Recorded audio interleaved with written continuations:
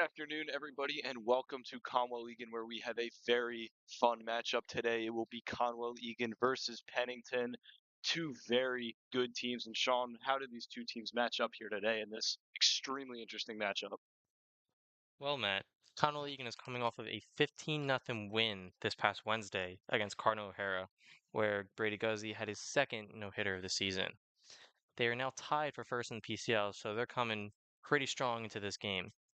They sit at an 11-2 overall record with a 7-1 tie for first, as I said, in the PCL conference, while Pennington sits at a 13-2 overall and 8-2 record in their league.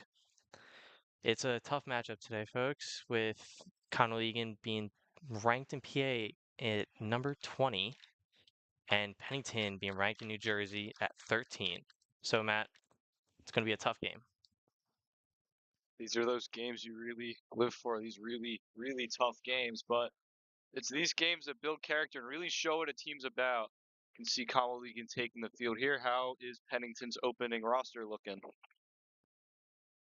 Well, Pennington's lineup in their first hole, Hallett, the shortstop, it's followed by Itakura in left field, Richer, their pitcher, Oster at first base, Leeds at the DH, Rawls at third base, Burns at catcher, Phillips in right field, and number 9, Hanover at second.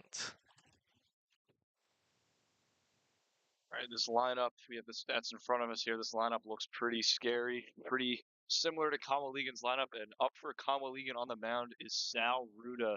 Last time I at least saw Sal Ruda pitch, he came in relief of CJ Cuevas against, pretty sure it was Carroll, and had a pretty good shutdown inning, which eventually led to a Conwell-Egan comeback. So he is a proven pitcher. He knows his role. He is very good at his role. So what are we looking to see out of Sal Ruda today? Looking to see a good game out of him today. He has 6.2 innings pitched on the season so far, to which he's only let up 2 hits, 1 run, 1 earned run, 2 walks, and a solid 10 Ks within those 6 innings. So he's coming in pretty on a good note. Gonna definitely look to keep his game rolling today against Pennington, and Conwell-Egan is warming up right now. We will be back in just a few moments with the first pitch of this game between Conwell-Egan and Pennington.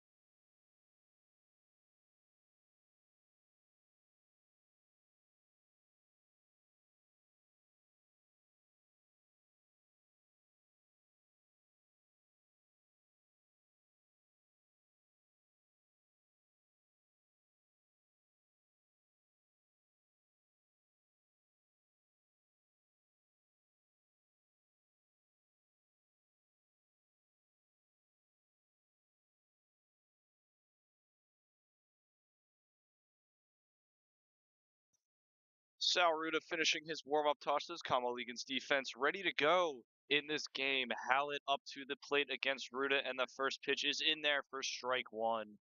So already getting that first pitch down there for a strike for Sal Ruda. Want to start in front of these hitters. That's always a key in these baseball games. You always want to start in front of these hitters, not give them anything to work with. Next pitch off the plate a little bit, call the ball. Count evens to 1-1. Yeah, that's true, Matt. You want to start it right, start a game off. As the pitcher, with the first pitch of the game, you are setting the tone on whether or not this game is looking to be good or bad. Pretty good swing at that one from Hallett. Hacked foul, but good pitch from Ruda to elude him enough not to get a barrel on it. And count will go to 1-2. Trying to get that early first out. Like you said, set the tone for the rest of the game. Yes, and as we look out to the field, you see Sal Ruda, the pitcher, obviously, and behind the plate, we have a change of scenery from Tommy Kalita to Connor Landau. He has pitched, my fault, he has caught a couple games this season. He's not their permanent catcher, but he is there to fill in when needed. Now, for the rest of the crew, at first base, you have Keegan Johnson. At second, you have Colin Laverty. Going around the second base bag, Colin Edwards at shortstop, and Gavin Hartley at third base. Followed by the outfield, TJ Hicks in left field, Dalton Johnson in center, and Danny Freitag to round it up in right field.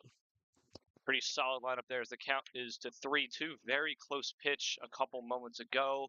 Called a ball leads to that leadoff walk. So Ruda started the at bat pretty good and eventually ends up conceding the walk. Not a terrible way to start the game, but now Hallett is on first for the number 2 batter in Pennington's lineup, Ikatura, who is probably one of their best hitters, I'd say.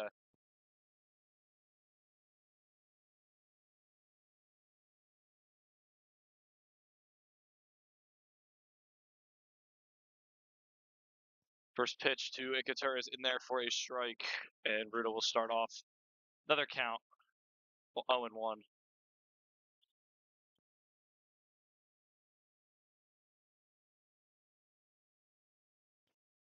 A 1 is inside for ball 1. Good lead off first base for Hallett.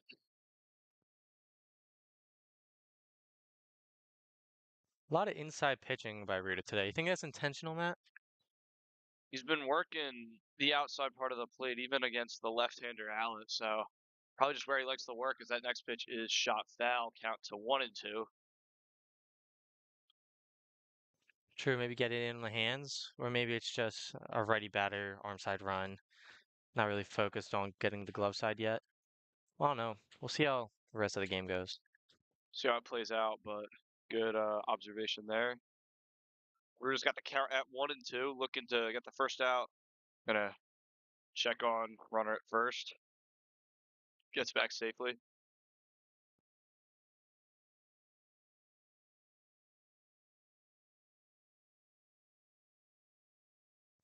Now, Pennington, real heavy hitter team. They love to put the ball in play. Obviously, not a ton of strikeouts by their guys. They have accounted for 133 hits this season so far. As a stolen base, throw by Connor, and Pennington's runner is in there safe. It's a good jump by Howard. He was looking to get that stolen base. Not a bad throw from Connor Landau behind the plate. Just wasn't right on the money enough to get him out. As the count will now go to 2-2. Rudo looking to get this batter out before a walk or the count gets away from him here.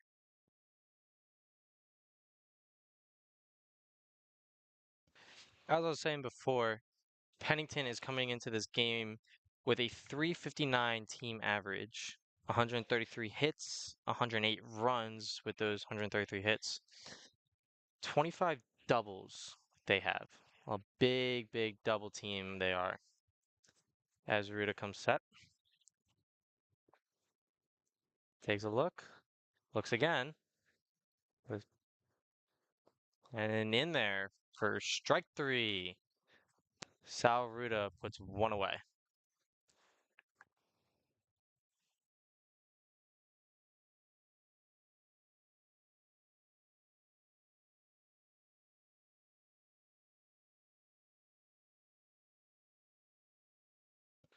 Pennington's runner takes a lead off second. Ruda gives him a quick look as here comes the pitch. And it's lined back up the middle. Taking turn around first. Runners holding at third. Cut off by Keegan Johnson. It's a good hit by Pennington. Put it right back where it came from. Now a little stutter step by the Pennington runner at second. Colin Edwards was holding him pretty good, making sure he's not getting too big of a lead. It's one big thing you can't do at this age is let the runners take a gigantic lead.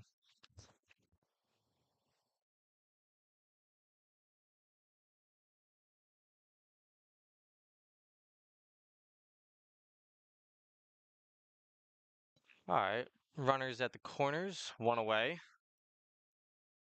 Middle infield is pinching, looking for a double play ball here. It's one important thing that the pitchers need to rely on their fielders with is double play balls. Remember, the less amount of pitches you throw, the longer you can go in the game. So if Rudin can get a nice turnover here, it's probably what he's looking for.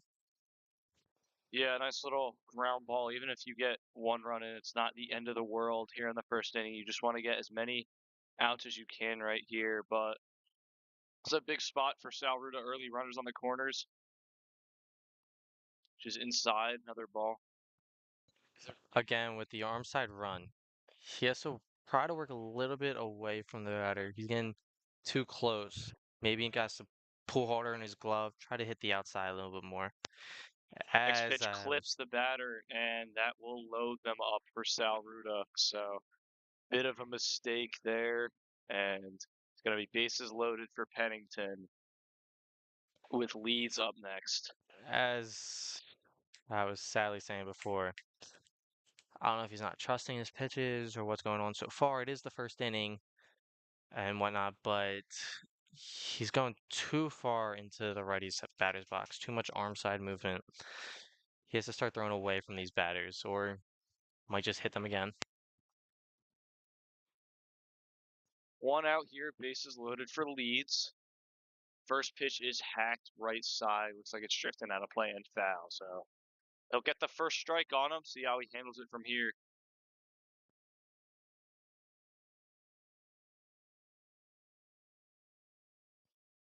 Leads the DH for this Pennington team. Stands in the right box. And the one up from Ruda, that one is in there for a strike. Bit of a slower pitch, but still on that inside spot, like you've been saying, Sean. And he'll get ahead 0-2. And this is a very important out for him to get here.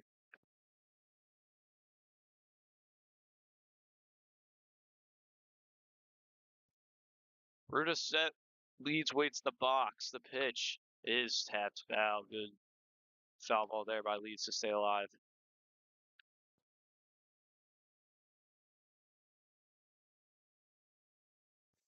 Pennington's probably looking to get a nice single, you think? Maybe tackle on the first run of the game, or another double to add to their list this season. I mean, you want to get whatever runs you can, as that one is ripped past Hartley into left field. One run's going to score. Here comes another one. It's only a single, but two runs are home for Pennington, and it is 2-0 early. So, right on cue, Sean, they get that single. Good base running by the two men on, and takes a quick 2-0 lead. Not what you want to see. Not when you see it all. A little hit down the third base line, not hit hard whatsoever, and going past a diving Hartley. That's just something that sucks. You're playing infield in. You got to have that quick reaction step, or you're just never going to get that ball. As another one, foul.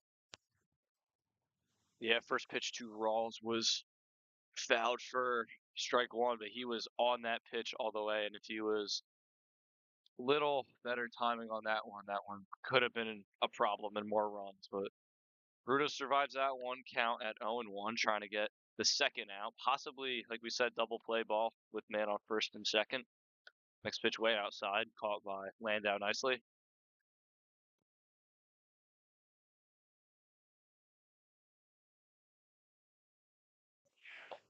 Hartley not playing too far off the line, normal depth. If I was him, I'd probably move a little bit closer since they're pulling.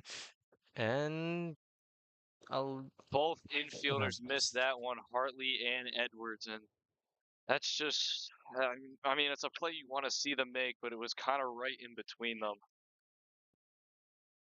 That's tough. As a third baseman, you do have to charge that Hartley did the right play all day, trying to come in, grab the ball in front of him. But the infield has to recognize that your two last guys just pulled the baseball. So we got to get a little bit of a shift going on, maybe closer to the line. If they did that, I think Coleman probably would have had a better chance on it, maybe Hartley not getting too much in the way. Bases are loaded again. Get the out wherever you can if you're Sal Ruda in the Conwell-Egan defense, as Burns will step in. The catcher for Pennington will first pitch strike. He's been good at first pitch strikes. He's been getting in front a good bit, but after that, not much. Here's a ground ball. Second base flips to second for one, over to first, and they get it. A much needed double play for Conwell-Egan. Good play all around by the infield. They'll get off the field and head to the bats as Pennington takes a 2-0 lead. Conwell-Egan looking to respond. It's a good double play by Colin Lev and Colin Edwards, the two juniors, middle infield. Good footwork all around. Good way to get out of it after a tough, high pitch count inning. It's exactly what you're looking for from the Conwell-Egan Eagles.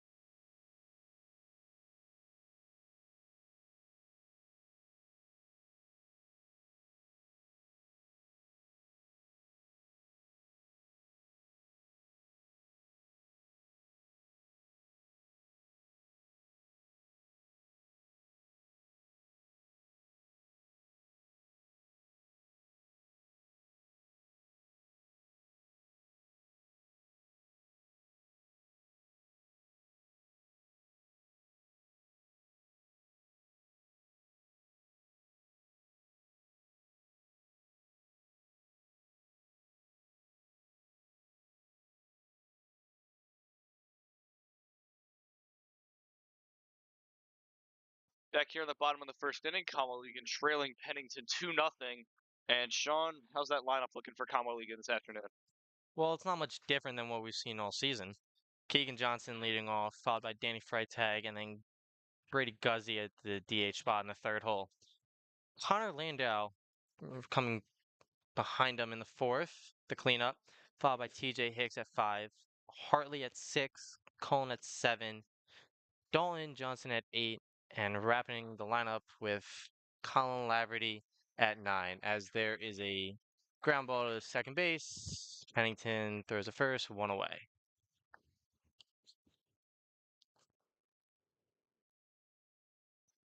Very quick ground ball out for Pennington pitcher.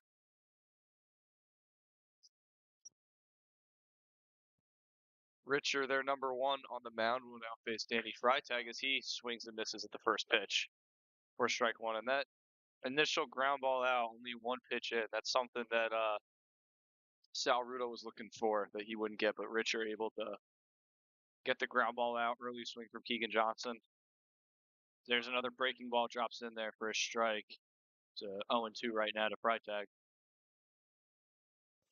Now, Pennington's Richer is their number one pitcher, as Matt said. He's coming to this game with a 0.95, as there is Danny Freitag plunked in the head. Good thing we got helmets. Yeah, that was a pretty bad hit. Obviously, didn't look like anything intentional, just a breaking ball that didn't exactly break. But good to see he's okay and getting the first, and good to see a base runner for Conwell-Egan second at bat of the game. Hey, a man on base is a man on base. It don't matter how he got there, he got there. As I was saying before I was interrupted by a hit by pitch, Richer is a 0.95 ERA this season with 4 appearances. He's coming in with 14.2 innings pitched, allowing 11 hits, 3 runs, 2 earned runs, 9 walks, and 13 strikeouts within those 14 innings.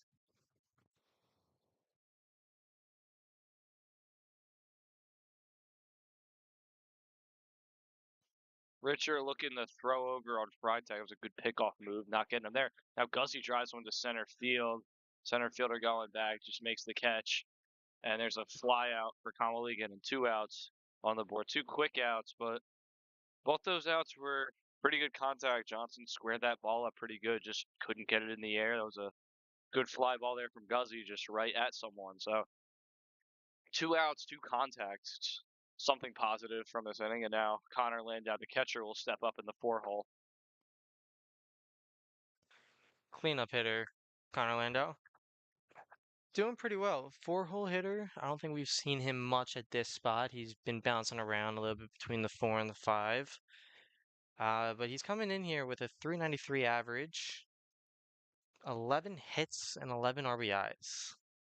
He's looked pretty good when I've been calling games, as there's a big swing and a miss from him after another throw over by Richard at first base. Really wanting to keep Freitag there, as Landau will fall behind 0-1 in the count with 2 outs here in the bottom of the first inning. Another throw over by Richard. Really wary of Freitag over there at first. Does not want a stolen base or any free base given up. No, not at all. I mean, as a pitcher, that free base you gave, you kind of just want to take it away. You don't want the guy getting a second. Connor Landau, big, high pressure hitter here. He's come up huge in those type of moments, getting the rally started for Conwell-Egan. Those 2 out at bats, just driving this team. I know he doesn't look like he's doing a whole lot for the team with Brady Guzzi taking the center spotlight, but he is right there, right behind. Yeah, he's been pretty consistent in those big moment spots. As there's another swing and a miss after quite a few throwovers by Richard. Really wanting to keep Freitag at first base. As the count goes to 1-2 now, Landau trying to get on base. Richard trying to get out of the inning as there's a swing and a miss for strike three.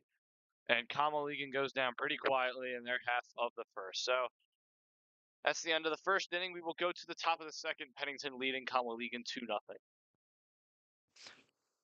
Tough at bat by Landau there. Saw a couple high fastballs, went chasing. Nothing you can really do about that. Hopefully his next at bat can show a little bit more consistency, a little more discipline.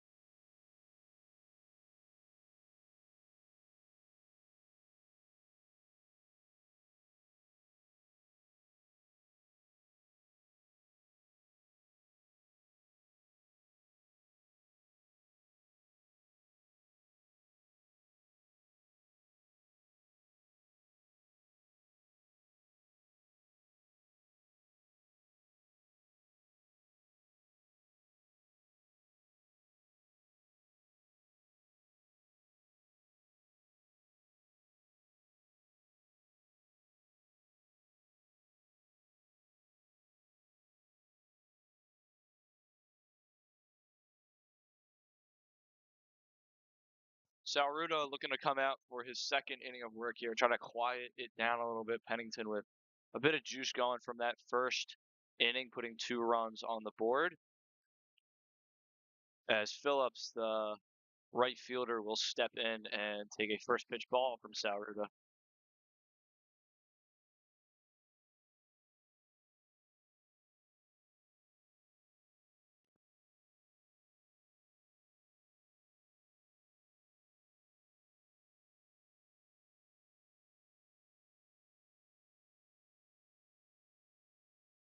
Normal defense. Dolan Johnson's playing a little bit over, and there's a ground ball. Good stop by Harley as he bobbles a little bit and throw to first. He's out. That is an all-around good stop by Gavin Harley. Great Just keeping the stretch ball in there front. by Keegan Johnson over at first. Didn't think he'd get him with that speed, but Keegan able to get that almost split down to reach across to grab that. Excellent play over at first. Excellent play by Gavin Hartley over at third to snare that.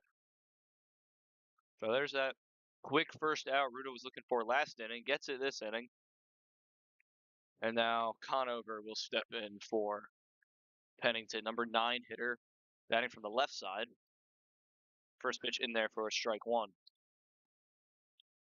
Hoping out like that gives Ruda some juice to say, hey, my defense has got me. I can settle down and not be so hard on myself. As first pitch was in there for a strike, second pitch outside for a ball count to 1-1. Still doing that arm side pitching from Ruda. And there's an inside pitch. Yeah. Wow, that's like 1 in 10. It's a good idea. Get him on the hand, see if you can get a rollover. Sounded like that pitch hit Conover, but also hit his bat, so that's a foul ball. But kind of unfortunate that he swung there and it hit his bat, or else he would have been on base. But Ruda will get the count to 1-2. Looks like Conover's a little shaken up there. Give him a moment to collect himself here.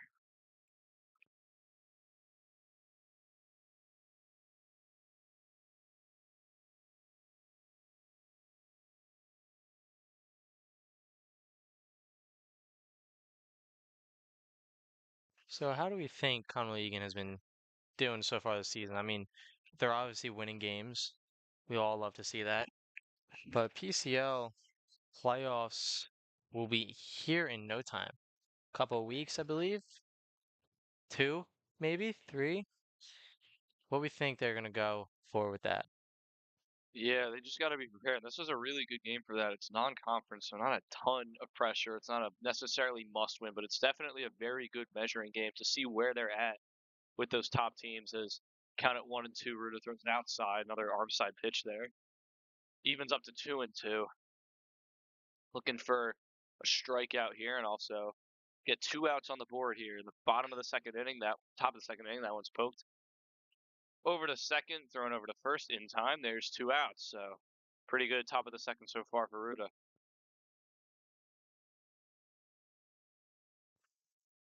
Good routine play by Conley at second, running up onto the ball, seeing how an infielder always needs to charge the play, and then making a routine stop. All around good defense so far. As we said in previous games, Conwell-Egan's routine defense is on par and is exceptionally well. Another first pitch strike from Ruda, trying to get back in his groove. Back to the top of the order with 21 Hallett hit by, or did he walk? I honestly forget.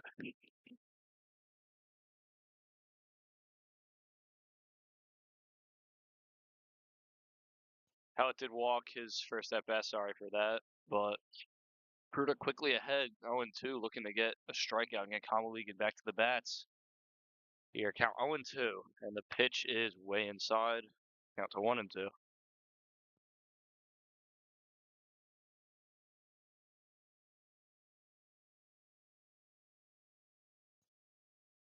A lot of fastballs by Ruda today. Don't know if he's still trying to find the zone or not trusting the off speed as much. As that 1-2 pitch, another arm side pitch, outside to 2-2.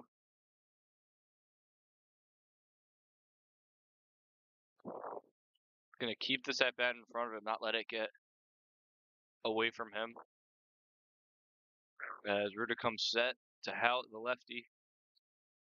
Another outside pitch. Just looks like he's pushing it a little bit that way. Count goes even to 3-2. Snap that you can't let get away from you too much, especially with the damage that the top of the order did last inning. You can't let them get back on base here. Ruda's ready with that 3-2 pitch, and it is hacked foul. We'll do it again.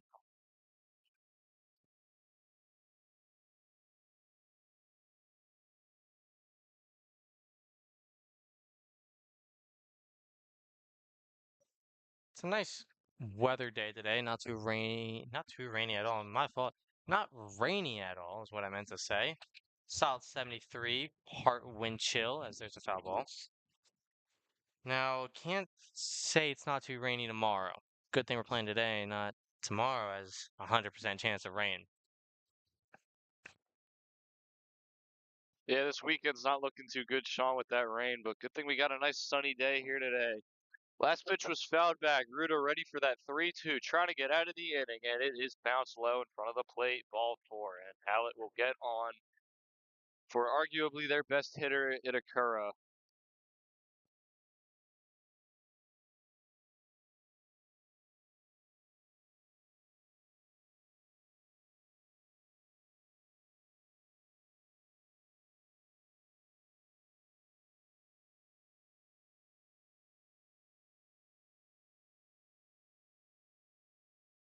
Itakura was part of that inning in the first that led to a couple runs on the board, a couple hits, as Ruda taking a page out of Richard's book, thrown over to first, making sure Hallett doesn't get too far off. Stole a base last time, if I remember correctly.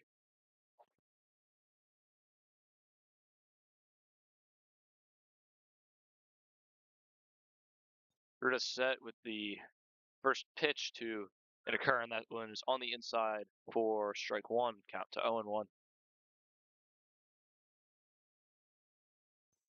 Itakura is coming to the season as a dominant hitter for Pennington.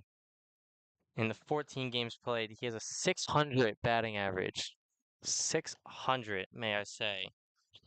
With 24 hits, 15 runs, and 9 RBIs. 3 doubles within those 24 hits, so he's a more single, hard-hitting contact type of guy. But big, big batter for Pennington. Last pitch was thrown behind Hallett at first by Landa. This pitch thrown over, and it's like both pitchers really want to limit these stolen bases and keep runners where they're at. His count is only 1-1 to Itakura. Ruda trying to get out of the inning. 2 outs. Pitch is low. Hallett going to second again. Throw over by Landau is not in time. Little bit late on that throw. Hallett has his second stolen base of the day. Now a runner in scoring position for Itakura with the count 2-1. It's a good stolen base by Hallett, but would have liked to see a bit of a quicker transition from Connor Landau behind the plate. Maybe trying to get the ball out a tad bit quicker. He was closer to getting the runner out than last time, though, for sure. Yeah, that throw was much more closer to the ground than the last one, but not there still. Counts 3-1 now for Itakura, and you do not want to walk him if you're Sal Ruda. The lineup just keeps coming. Next pitch is outside. Oh, it looked like he was going to call a strike, but it's not. And back-to-back walks for Sal Ruda, and looks like we're going to have a pitching change here pretty early in the game. So short trip for Sal Ruda, only 1 2/3 innings. We will be back in a minute with the new pitcher and his stats from Conwell.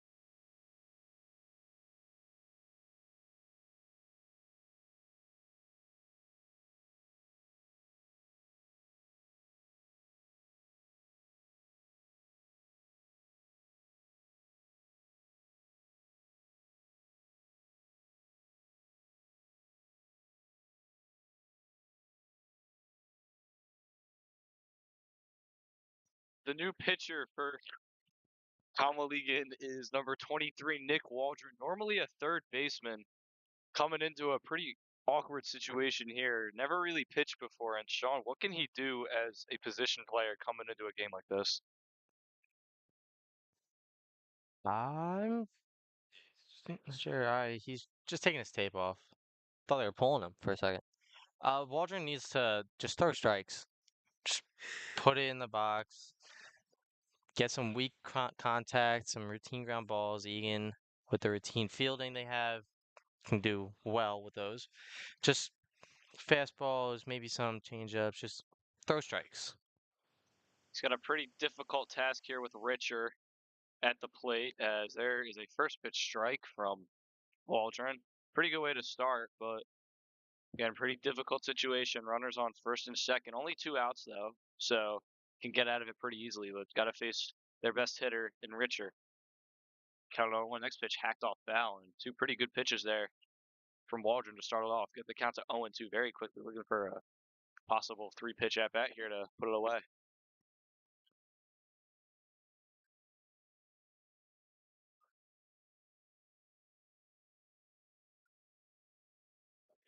Waldron set. 0-2 pitch to Richer. Runners go. Landau throws to third. It is not in time. Pitch was upstairs for a ball.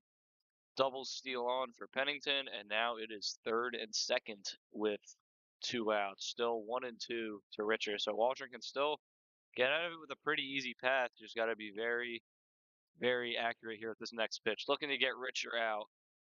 Get Conwell-Egan back in upstairs. 2-2.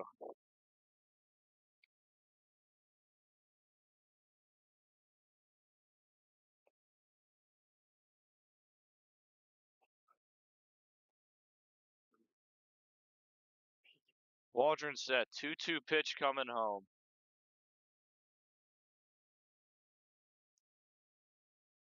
Inside ball 3. So 0-2 count quickly gets up to a 3-2 count.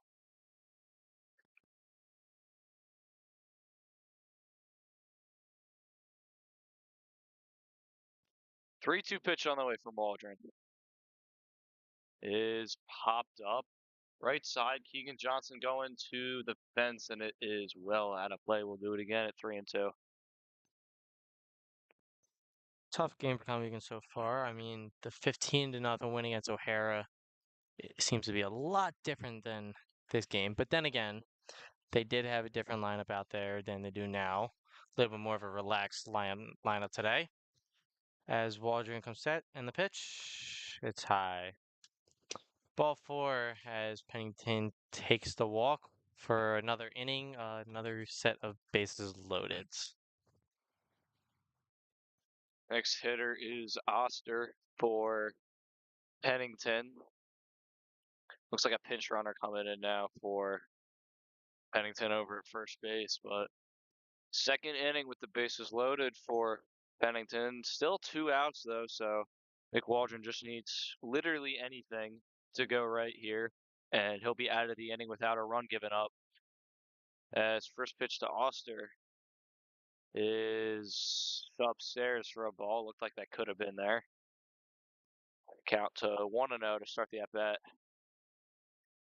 Now Waldron going to be working a little quickly here.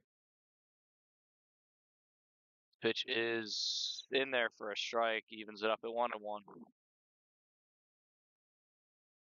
You can see the guy on second for Pennington, Itakura, is taking a gigantic secondary lead, and nobody's pinching on that. But Landau wants to make a throw. It's a little tough as there's a swing strike inside. It's a little tough for Landau to make that throw to second base, trying to backpick the runner with a man on third. At this point, I don't think you should do it. Maybe a few trick plays, maybe a few like fake throws, try to deke the guy on third, but you're down 2-0. You can't let them score another. Another ball shot foul, count to 1-2. But yeah, to your point there, if I'm Landau, I do not want that ball leaking into the outfield, because with that secondary lead, I'd say at least 2 runs score there. And 2-0's manageable, 4-0 still manageable. Just lot bigger of a hole to get yourself out of. Now the count 1-2. Waldron trying to get out of it, and it's upstairs. 2-2. And now with two balls, the thought of walking a run in starts to creep in your mind. That's something that Waldron's gonna have to control. He's got to focus on batter at hand, getting Oster out. Count to 2-2 with two outs. Waldron set coming home. Swing and a miss. He got him. Excellent job by Nick Waldron. Looked a little shaky there. Able to get the swing and miss. Keeps Pennington off the board. Conwell-Egan back to the bats. It is 2-0 Pennington going to the bottom of the second.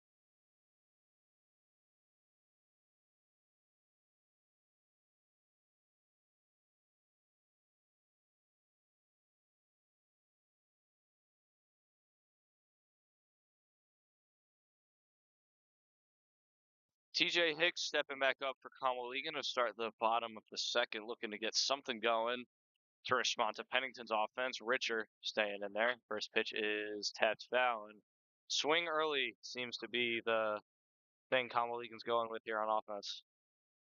It sure is. I mean, you know the pitcher's going to throw a strike. So if you already have in your mindset that the guy's going to throw first pitch strike, why don't you take a hack at it? I mean, not all the time will they try to do something fancy and throw a ball away to get you to swing, as there is a nice inside curveball by Richer. Now, Hicks has only played in 6 games this season, not a lot compared to the 11 that most others have done.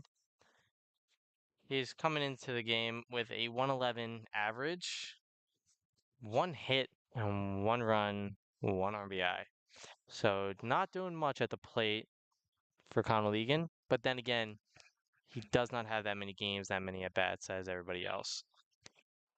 Another inside curveball hatch foul. Last pitch went to the backstop. Count will be 1-2.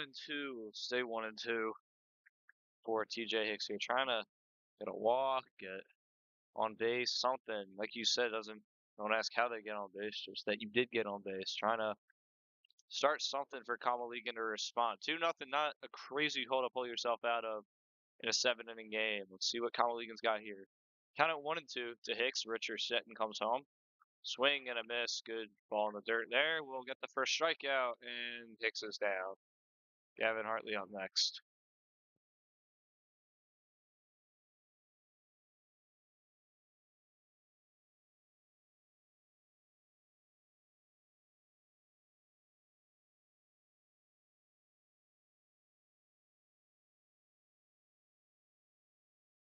First pitch to Gavin Hartley is upstairs for a ball. Count to 1-0. So Hartley starting off the at bat in front, trying to again get on base, get something going for this team. As next pitch is sky foul. As I said about TJ Hicks, Harley also has not played in that many games, just one more than TJ, coming in with 7. Though he does have a bit of a better average than TJ.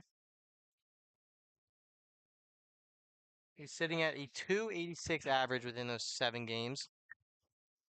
with 3 runs, 2 hits, and 2 RBIs. So he has helped a little bit, not entirely much, but as a hitter as him, normally towards the bottom of the lineup, his goal is just to make contact. Nothing big, nothing stupendous. Just trying to put the ball over the fence is not his game. Just nice contact up the middle is what he's looking for. Nothing wrong with that. Is comes home, pitches upstairs, another ball.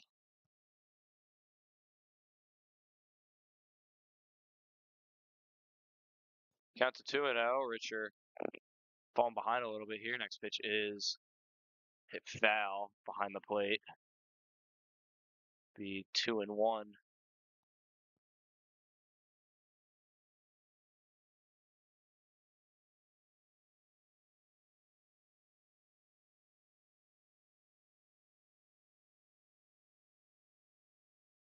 Hartley stands in, count at 1-2, looking to get on base here for Conwell-Egan as Richard comes home. Another one shot foul. Count to 2-2.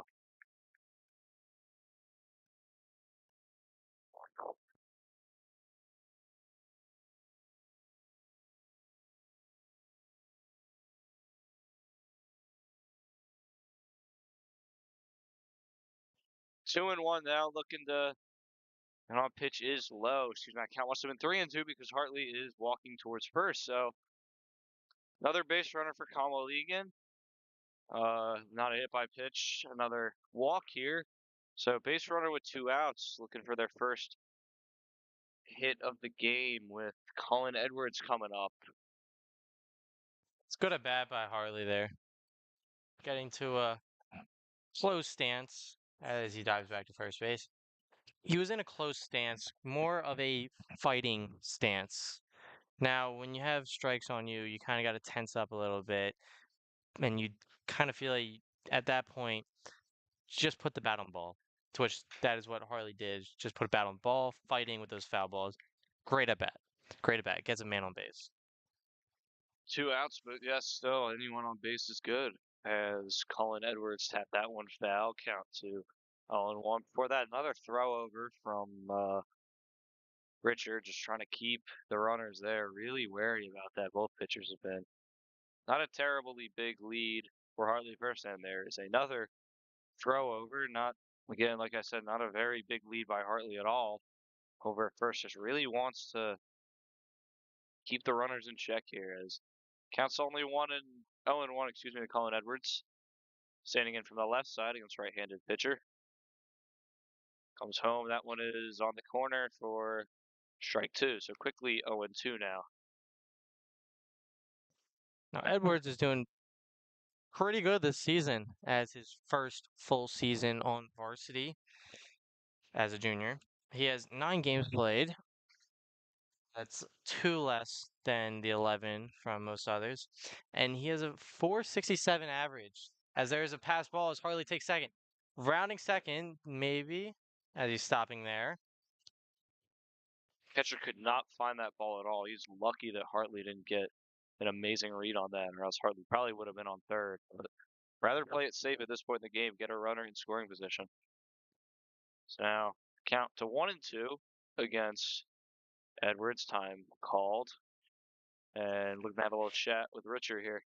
But as I was saying, Colin Edwards, a 467 average so far this season. 5 doubles with that 467 average. So this is where you want to be. You want a double hitter in the box with a man on second. Although you're down 2-0, see if they can start a bit of a rally here. As Colin Edwards, the lefty, steps in. That would be great to see here. It's the pitch. It is low. Count to 2-2.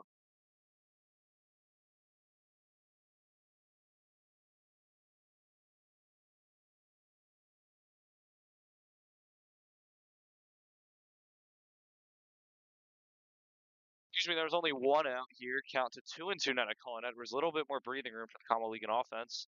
As the pitch from Richard is not there for a strike. Looked like it was there, and Edwards works a 3-2 count after the count started 0-2. So Looking to get another man on base, put a little bit of pressure on Richard here, something he hasn't really felt yet this game after that pretty clean first inning. He comes set, ready for that 3-2 pitch home. He's going to step off and watch Hartley go back to second.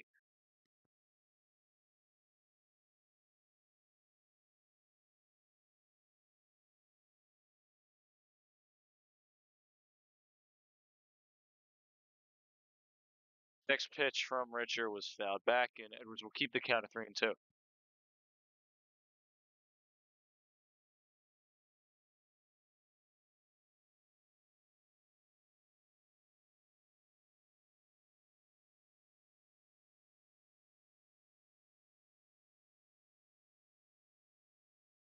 Richard set, looking to get the 3-2 pitch home to Edwards, and it is low, ball 4.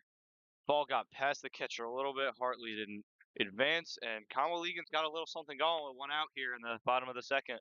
A little bit of a brain fart by Gavin Hartley out there at second base, dancing around. Don't know what he was thinking there. I mean, it is a little tough to see at this time of day, but as soon as that ball hits the ground, you got to take off. You got to keep your feet moving, take off. You can't be jumping around out there because that is a man on third right now, man on the corners right now. That could be. Yeah, I guess better safe than sorry if he was looking to play it safe now. Dalton Johnson will step in, take a first pitch strike from Richard, trying to get out of this inning after Conwell-Egan looked like they weren't really doing anything on offense. All of a sudden, 2 guys on, 2 walks. Now looking to get some contact here against Richard, counted 0-1. Richard checking Hartley back. Now he'll throw into second. Ball will hit Hartley. No one was really covering second. Not really sure why he threw that over. That could have easily leaked into the outfield. But Hartley's up and okay, and he's back safely. That hit him, right?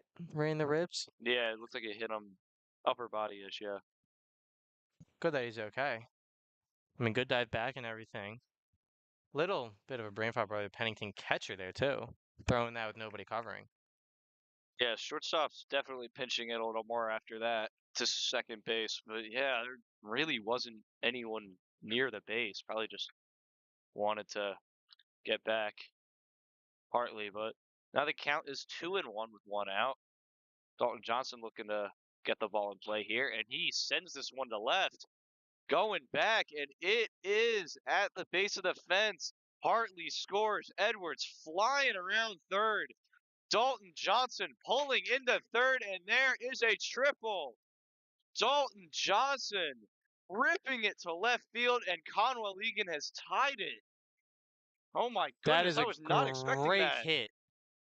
Great hit by the sophomore. Speedy, too. Speedy Gonzalez out there. Getting a triple off of that. Good ball. Saw that up for him. Driving that over the left fielder. Left fielder was playing in, too. Don't know if he thought, hey, this kid looks a little small. Maybe he's not going to hit that deep. But lovely, lovely hit by Dawn Johnson. And I remember those days sitting in the box, nice triple to left field. You just love the feeling. Yeah, like you said, Carroll was very almost Conwell-Egan singles defense there. He was not expecting anything over his head there, and Dalton Johnson just got a pitch he liked and absolutely ripped it. And like I said, was not expecting that out of him. I was expecting maybe another walk, a little bloop single, get there with some speed, but definitely does not hurt to tie that game up at 2. So first hit of the day from Conwell-Egan, that triple. That And that they're is going to look to respond here and get one more run in. one big helpful thing that Dawn Johnson has is that speed. Those legs of him. That's a double for just about anybody else, but for him pushing it to a triple, scoring the 2. If that's not a way to start a rally, I don't know what is. Second baseman Laverty steps up now. So after that very clean first inning from Richard, bit of trouble here with one out. And let Conwell-Egan tie this game back up. Laverty squares the bunt, bunts it down the third base line. That is a beautiful bunt. And they call him out at first. Looked like could have been interference, but Laverty gets the job done, gets the bunt down. Johnson scores. 3-2 Conwell-Egan as Keegan Johnson, the leadoff man, will step to the plate. That is a beautiful, beautiful sac bunt by Colin Lev and a beautiful run by Nolan Johnson at third base, seeing that ball down, scoring with the legs. As there is a blooped hit by Keegan Johnson. Oh, and he trips over first. Hopefully he's okay. They called him out though. Tough hit. Looks like it hit the end of the bat. And by end, I mean towards the hands. Yeah, it So, looked like he was just checking his swing there. It's unfortunate that it hit, but after that bunt, that was excellent base running, and I'm surprised the third baseman was so deep. I thought he'd be pinching up a lot more expecting that, but beautifully placed bunt, excellent inning from the Commonwealth offense. They take the lead 3-2. Nick Waldron going back on the mound, trying to keep Pennington off the board. We will go to the top of the third. Commonwealth up 3-2.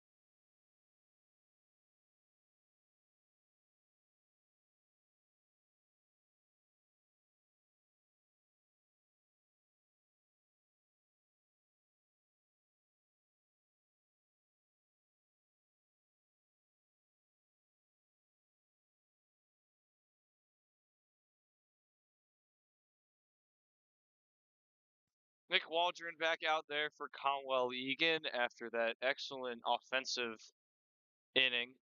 And Sean, what do you want to see out of Nick Waldron to shut this Pennington offense down? Pretty difficult task, though. well, as we said before, just throw strikes. Maybe get in on the hands a little bit. Just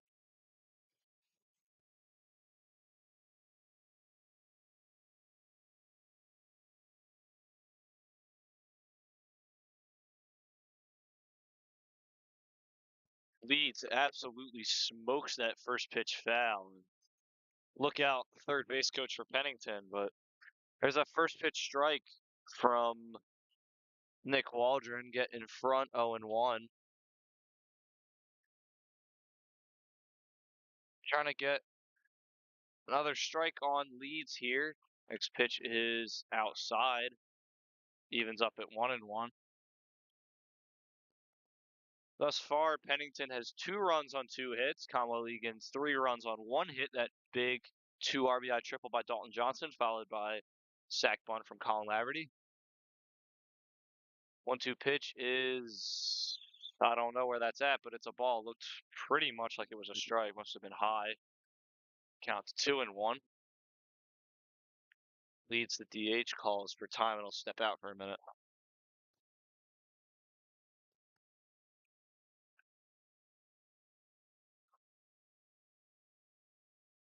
Steps back in. Waldron ready with the 1-2.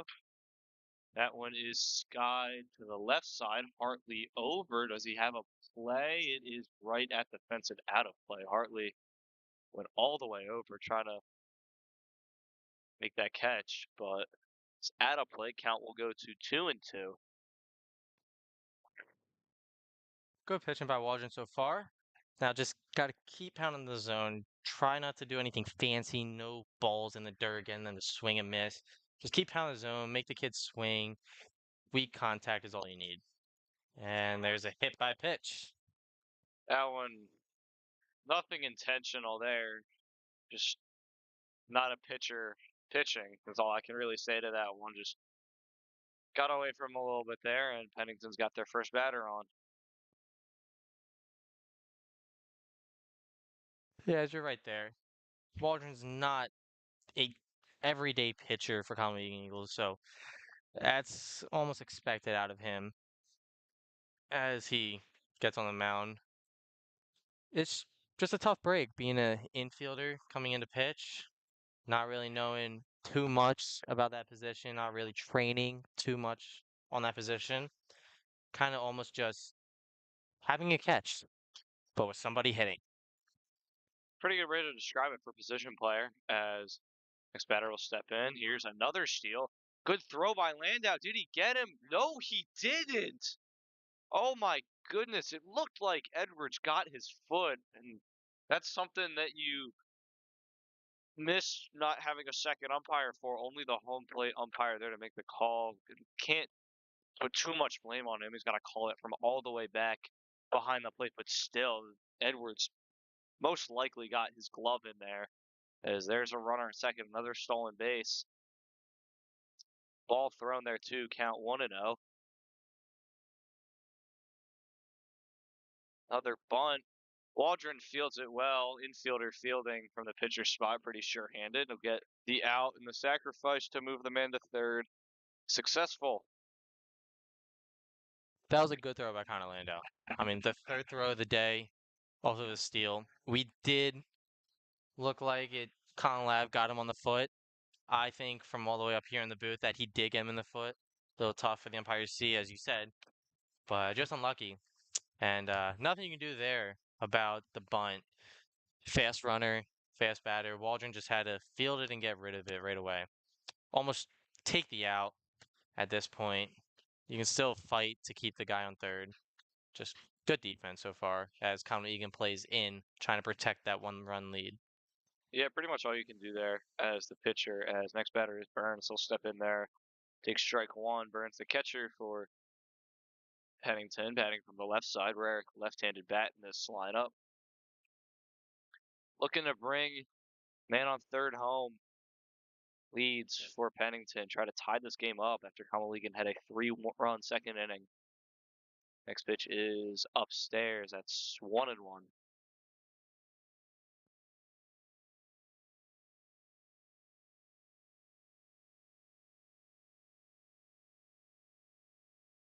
1-1 pitch coming home to Burns. He swings at it, pops it up. Landau gave it a look. It is back out of play. Count to 1-2 now. Walden trying to get that strikeout, get it to 2 outs.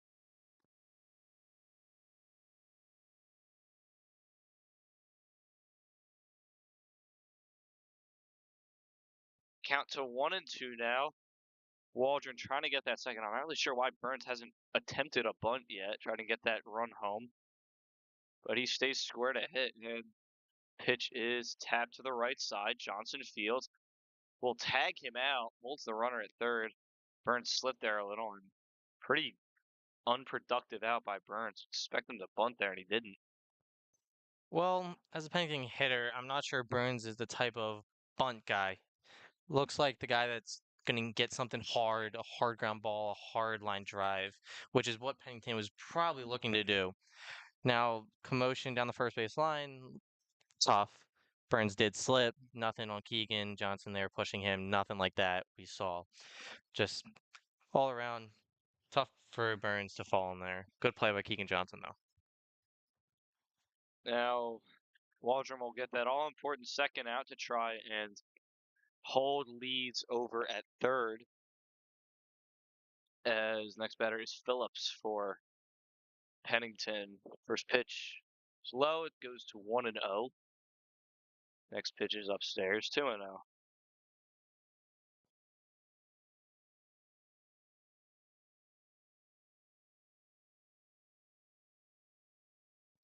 2-0 pitch coming home from Nick Waldron to Phillips.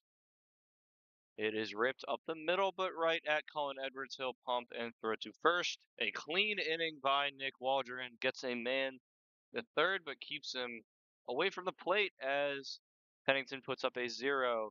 Conwell-Egan back to the bats in the bottom of the third, up 3-0. 3-2, excuse me.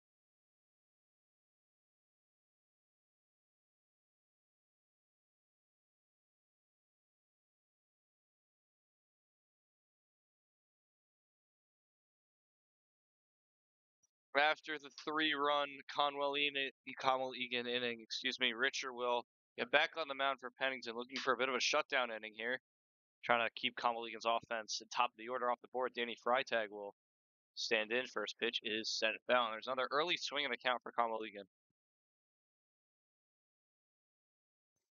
Freitag doing pretty well this season, 375 on the average, 12 hits. So, good man at the plate right here. Open up the middle, see if you can pull one back as there's a foul ball. Yeah, you said contact hitter, lots of hits. This is the guy you want to start a rally, especially with Brady Guzzi up next and number 4 spot in the order, Connor Landau. It's someone you want to get on base, someone you want to possibly steal a base here, put some pressure on Richer. I know he's been throwing over a lot, but just something to think about in the back of your mind. As the 0-2 pitch home from Richer almost hit Freitag and will pop out of Burns' glove, and it will count as a ball. Will be 1-2. Good of him to stay in the box there. I mean, tough break if you get hit twice, 2 times in 2 at-bats. Not what you want, kind of rather hit the ball than be hit, as there's a swing and a miss. And Freitag is down on strikes.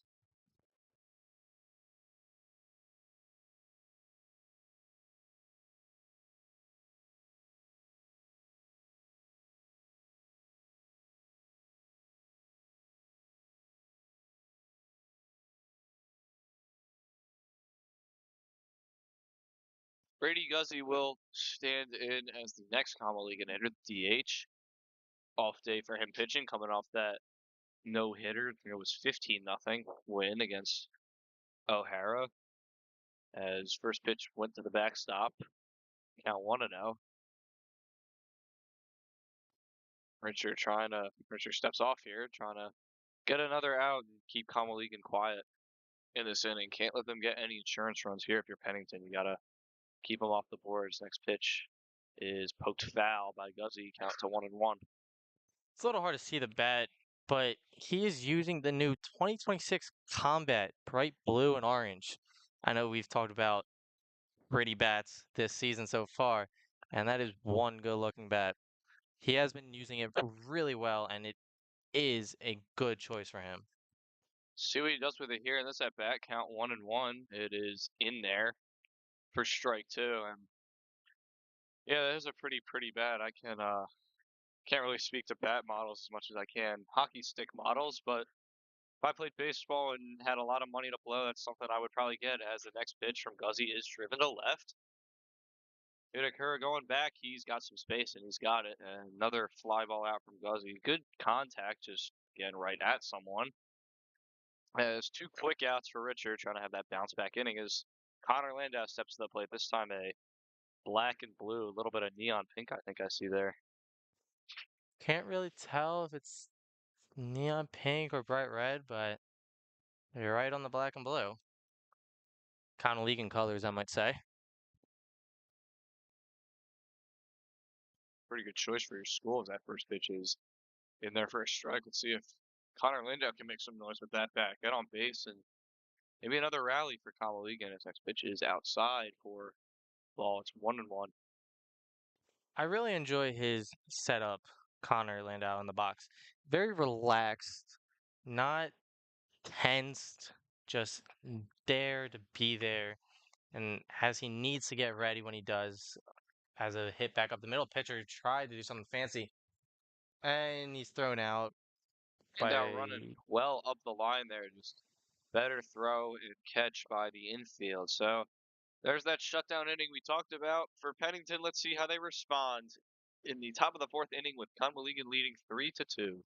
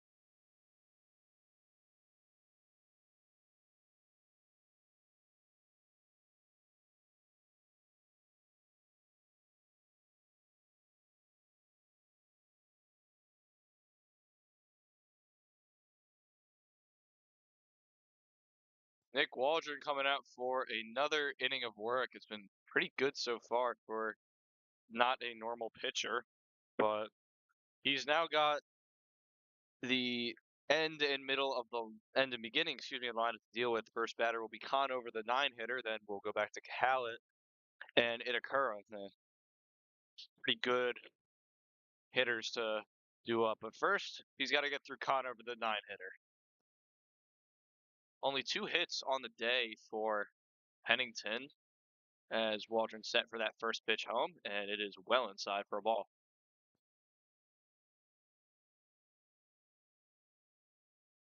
Conover had that unfortunate foul ball that also hit him, shook him up a good bit, but able to stay in this game. This pitch in there for a strike.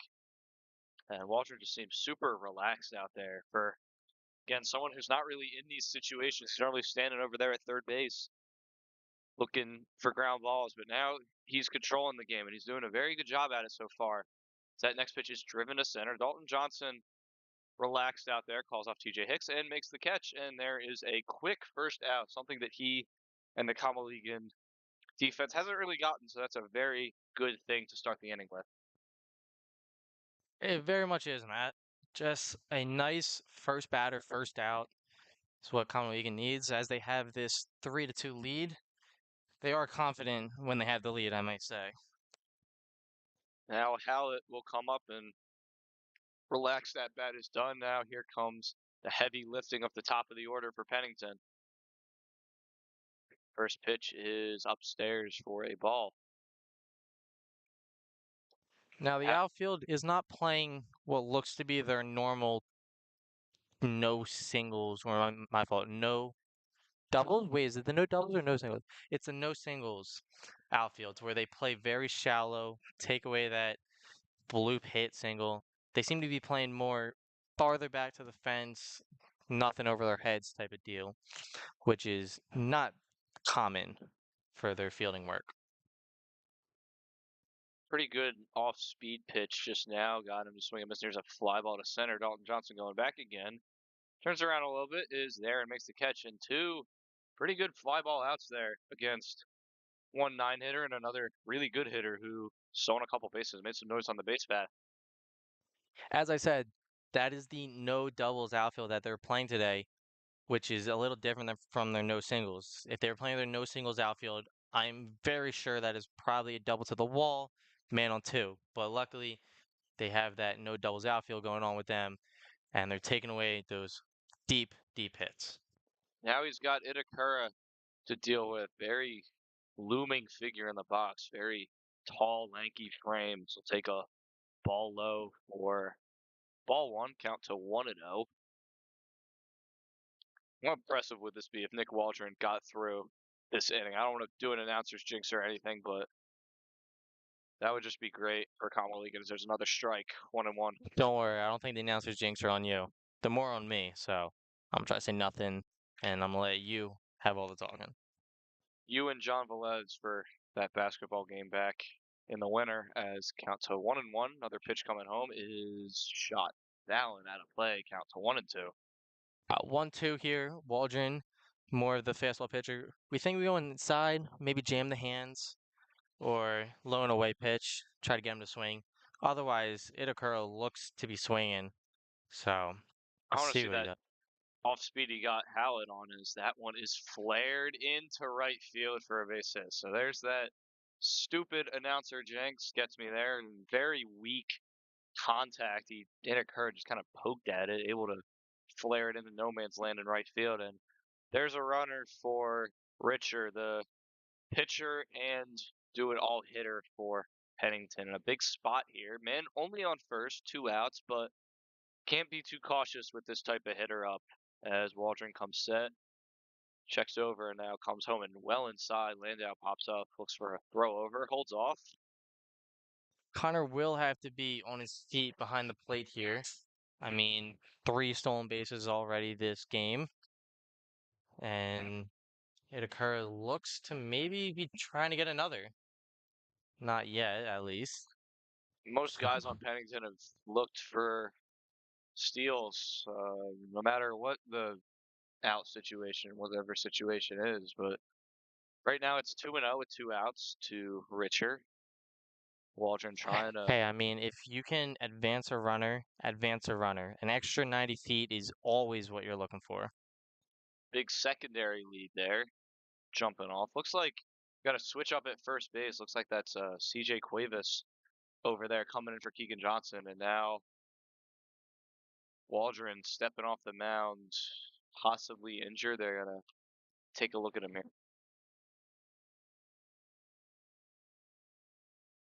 Don't really know what happened. He's not holding anything as he's walking off the field. Maybe in elbow speak, I stand corrected, folks, as we just saw. He was holding his upper forearms close to the elbow. So hopefully no major damage, maybe a minor tweak. Maybe didn't stretch properly before this game. But we are just hoping for the best as Nick Waldron steps on the mound and in comes Anthony Womack. Someone who knows a lot about elbow injuries, Anthony Womack had to go through Tommy John. Pretty sure it was last year. Came back. Not sure how many appearances he has on the year. I think Sean, you got the numbers there, but last appearance I saw him, he was pretty solid, and he's a not very hard thrower, but like you said a couple of times, Sean, 70 and movement can be the same as straight 95 down the middle. So Womack will warm up here, and I think Sean, do you have the numbers on him? I do have the numbers on him.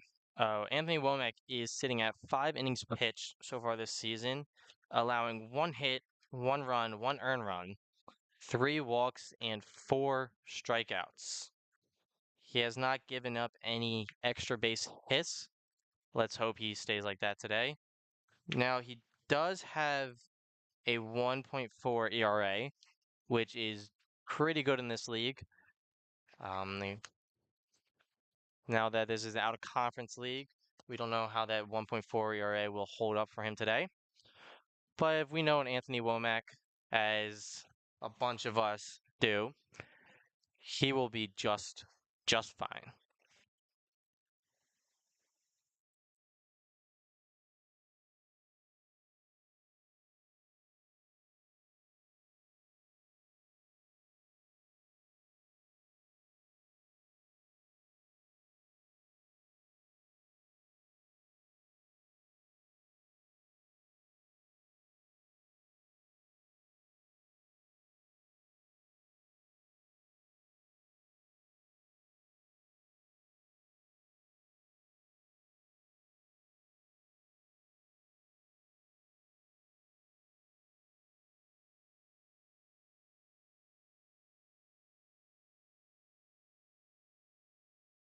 Womack will step in the middle of this at bat to Richard, count to 3-1.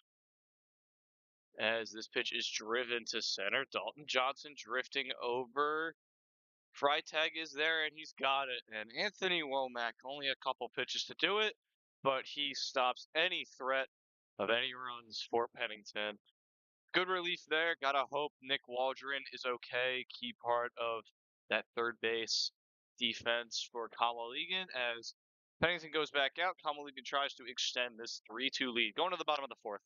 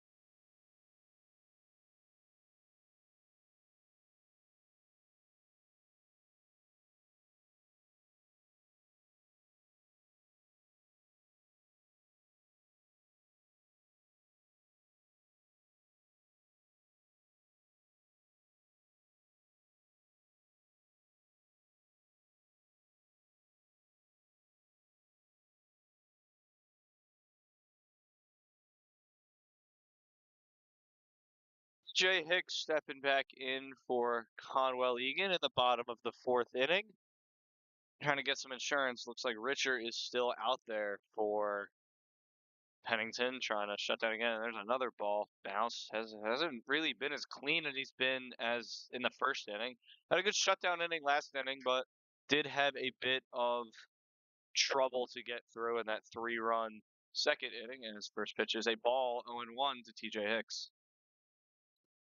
Yeah, as you said, Matt, that second inning, letting up 3 runs, not the best that he wanted, and he shut down Conwell-Egan for the rest. But it's just been that first and second inning for much action. So far, it's been very, very little for the rest of the game. Maybe we can change something here as Conwell-Egan takes a swinging strike. Got to give a lot of credit to Nick Waldron for that shutdown part of the game. Like we said, position player just coming up to pitch, had to leave, looked a little injured there, but hopefully he's all right as the count is 0-2 to TJ Hicks, and he will stay alive and shoot that foul out of play. That's a good foul ball by TJ. Curveball, slider, bit of a movement S pitch by Richard there, and TJ fights that off. Not the pitch he's looking for, I might say. Probably looking here for a nice fastball. Maybe drive it to right center. Open gap there. Double. Let's see what he does here. Trying to get back on base for Conwell-Egan as he swings and misses. Actually oh man, got the umpire in the arm there.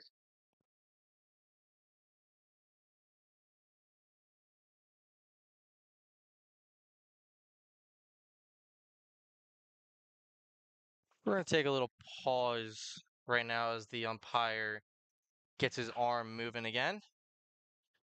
Hopefully he's okay. Kind of want this game to keep playing out. Good foul ball by TJ, staying alive as they both, the pitcher and the batter, get their breaths.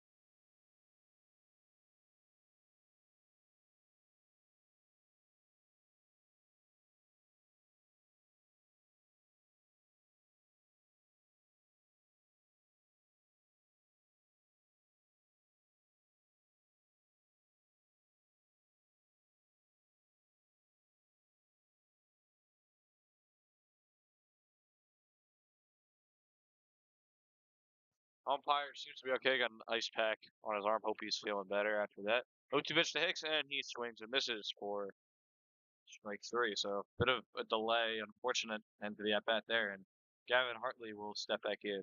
Carmel, he started that rally back in the second with a walk. Just shows how pretty much anything can get some runs on the board. So one out here, same situation. Let's see if he can get on base again. Tough break for TJ there. Fouling off pitches, and taking a quick 5 minute break, coming back to then tough pitch by Richard too. Don't like to see that. Takes the batter out of their rhythm, and overall just unlucky. As Gavin Harley steps up to the plate, seeing what he can do. It's that first pitch ball, another high ball that can't be caught by the catcher. Richard might be losing it a little bit. Not sure if he's trying to throw high and the catcher's missing it or he's missing a spot, but counts 1-0 to Hartley. Next pitch is the ball. Looked like that was there, but guess we'll take it. Count to 2-0.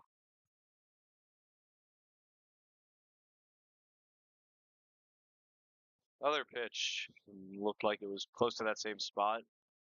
Called for a strike now, 2-1. All right, you got a strike on you, Gav. Maybe tighten up your feet a little bit. Let's look for a nice ground ball. It's sword strike right there. He did not want to swing. You could tell. I mean, two strikes now. Gotta go into a two-strike approach. Keep your feet grounded. Just use your hands. Redirect the baseball. That's all you need. One of those ones there where you don't want to swing. Kind of makes you swing because you're already in that motion now. 2-2. That one is didn't really call the big strike three. Call that. Yeah, I don't know if the umpire was like in too much pain to do a big strike three thing, or he just I don't know. It looked like it was a strike regardless, honestly. But now It two did outs. look like a strike on the outside part of the plate, as you were saying, Matt, but you saw no signal from the umpire. So, I mean, maybe the catcher heard him say strike three, but Again, he might be in a bit of discomfort. Not want to do the whole punch thing. Unless the strikeout. Now Colin Edwards comes in there. Is an actual called strike. And it's count to 0-1 with two outs with Colin Edwards. Be really important for Egan to add a run or two in the later innings here. Try to put some insurance up for whoever's pitching next. As that one is swung on and missed for strike two to 0-2. Edwards in a bit of a spot now, trying to get on base. Walked last time, led one of the runs that scored on the big Dalton Johnson. It only hit of the game still for Conwell-Egan was that big triple from Dalton Johnson. And that was a ball in the dirt, count to 1-2. yeah, that is true right there. You saw some weak contact by other Egan players, but nothing mighty huge as Don Johnson's big triple. Colin Edwards, as we said before, a strong hitter for this team. Now, he does play golf and hockey, so that rotational power of his is connected to baseball, kind of the same hip level swing. So that's probably a key reason for him doing so well. Pitch upstairs. Actually, you mentioned Cullen used to play hockey. He was on the Egan team my sophomore year, his freshman year. Actually, I think if I got the story right, he had to choose between hockey and baseball because it was something about the way he shot was interrupting his swing. And I'm pretty sure Manto asked him to choose between the two. Obviously, chose baseball, doing pretty good at it. There's a ground out to the second baseman. Egan goes down quietly once again, but still retains the lead here, going to the top of the fifth inning. We'll see who's coming out to pitch. It is 3-2 Conwell-Egan.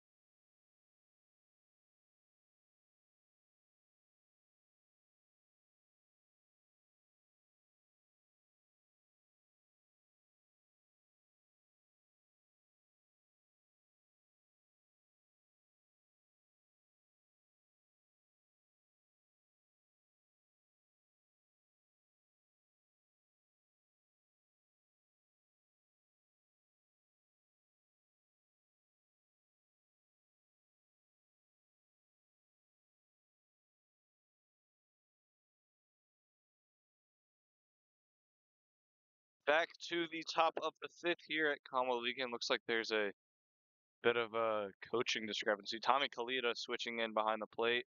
Womack staying on the mound. Looks like same defensive alignment other than CJ Cuevas over there at first base for Keegan Johnson. Possible pitching change later we might see, but right now it's Anthony Womack against Oster, and first pitch is fouled off of his foot, called by the umpire. No arm movement there. Probably his arm's still hurting, but very vocal. I could hear that from up here. Count to 0-1. So Womack starts off with a strike.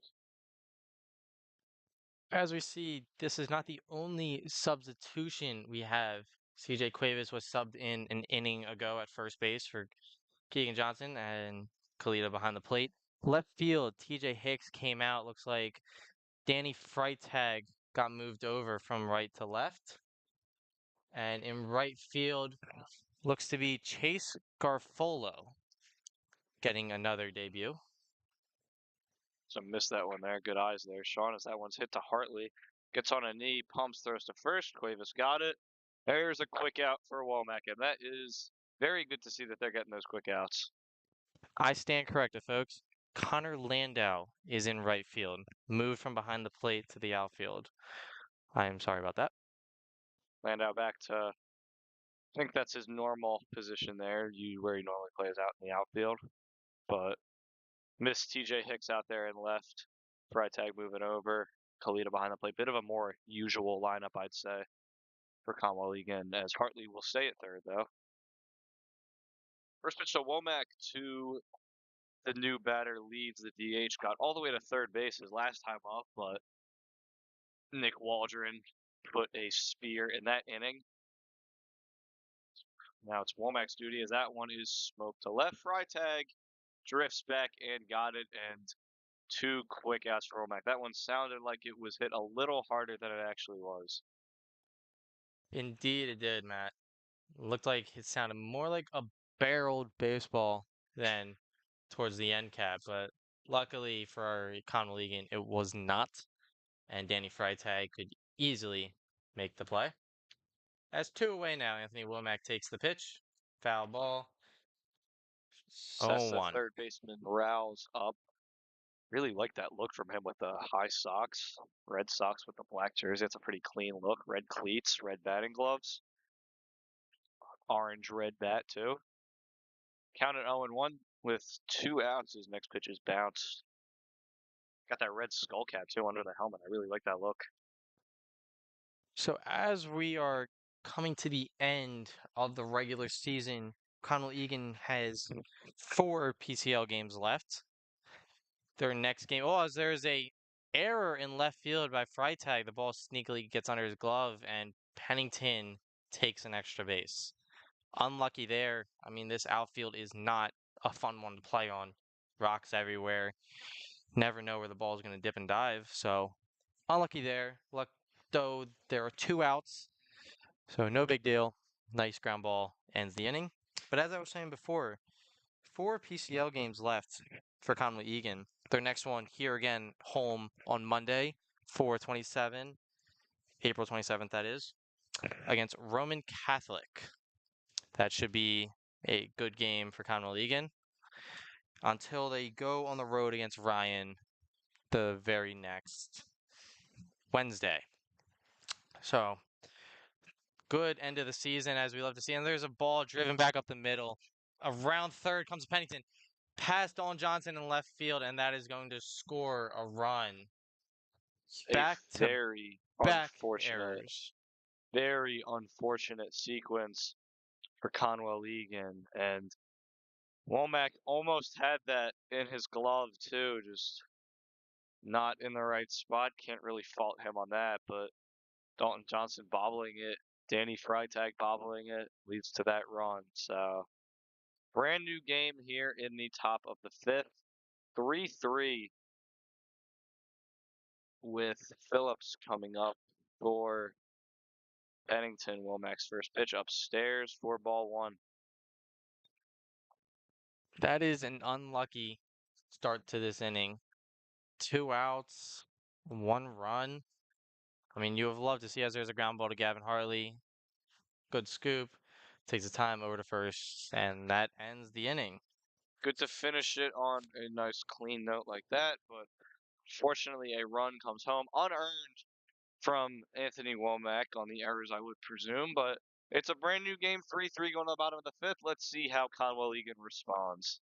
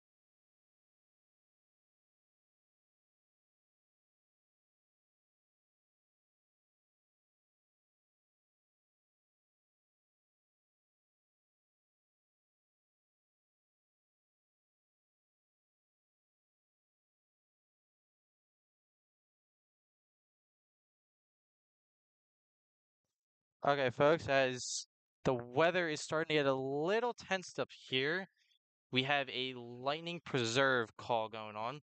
If there is a lightning strike seen, they will end the game, and the game is far enough for it to be ended.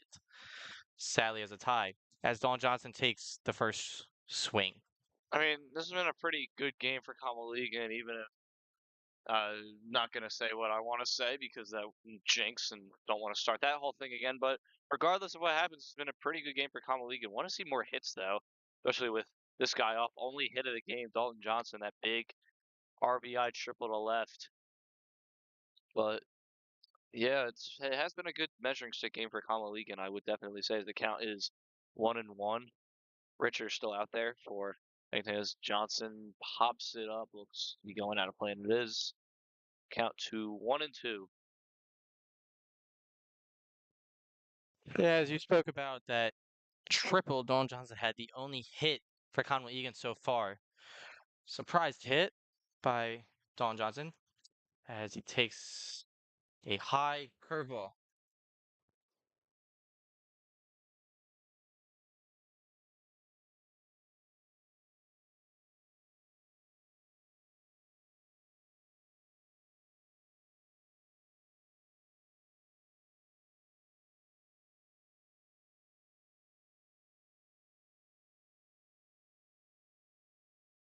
Another pitch fouled back from Dalton Johnson. Definitely trying to get another good bat on the ball here. Counts 2-2. Really important for Conwell-Egan to get a run here. As that pitch well inside. Swung at that anyway. Another foul though. Count stays at 2-2. Johnson getting some good bat on ball action here. Looks like a decent crowd we have out there for a Friday night. The softball team has come out to support baseball, which we always love to see, supporting other sports as Don Johnson swings at a high fastball. Overall, not a bad starting show for an out of league game. A lot of people out here. No, definitely been a good showing for definitely an out of league game on a Friday afternoon to be doing anything else. But coming out to support the baseball team, love to see it as next batter, Colin Laverty, will step in, had that sacrifice bunt, got a run home now, pokes one into the gap in right center field, going back and makes the catch. Good contact there, but able to catch it now.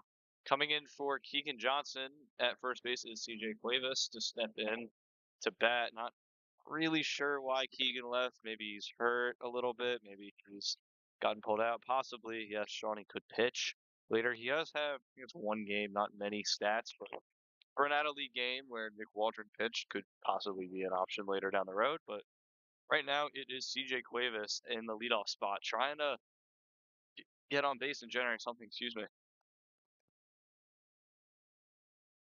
First pitch from Richard is on that inside spot for a strike. It is 1-1.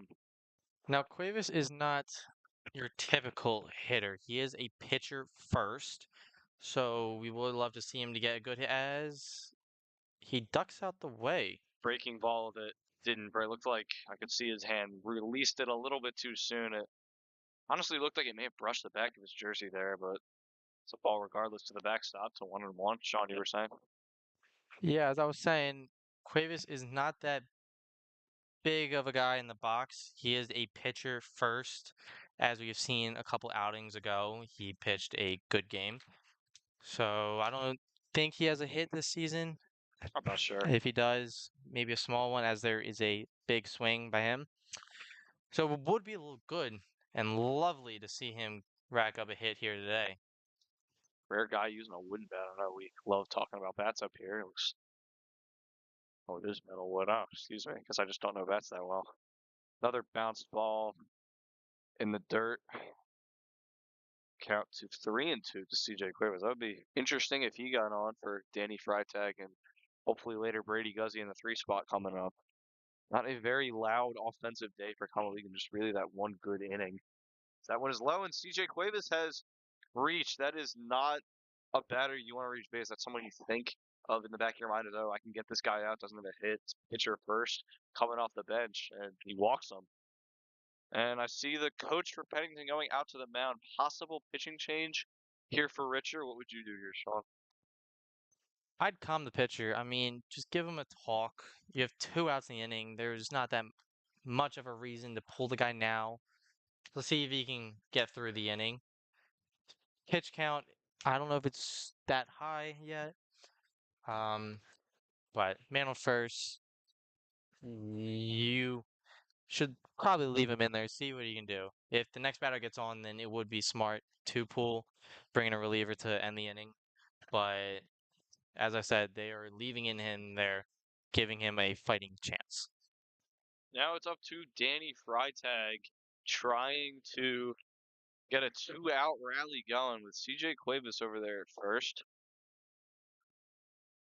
Richard does stay in. Sean, you're right, just a little talking to there. I thought I saw someone getting ready to come out of the dugout. Must have been just a bench player chilling out there. But right now it's Danny Freitag against Richard. We'll see what he does here.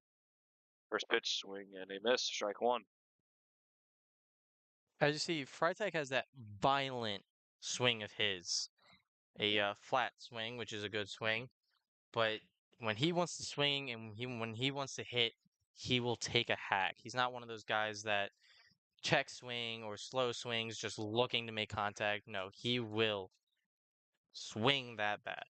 And There as it is again. That swing fouls it off to the back and quickly 0-2. Not a spot you want to be in with the man on first in a tied game, but trying to make something happen now. Probably gonna tense up a little, try to shorten his swing up. Hopefully get on base here. 0-2 pitch coming from Richards. Set and deals. Swing and a miss. He got him. So the walk to CJ Cuevas is all that goes for Conwell-Egan. Still only one hit in this game, but tied where it matters. 3-3 going to the top of the 6th.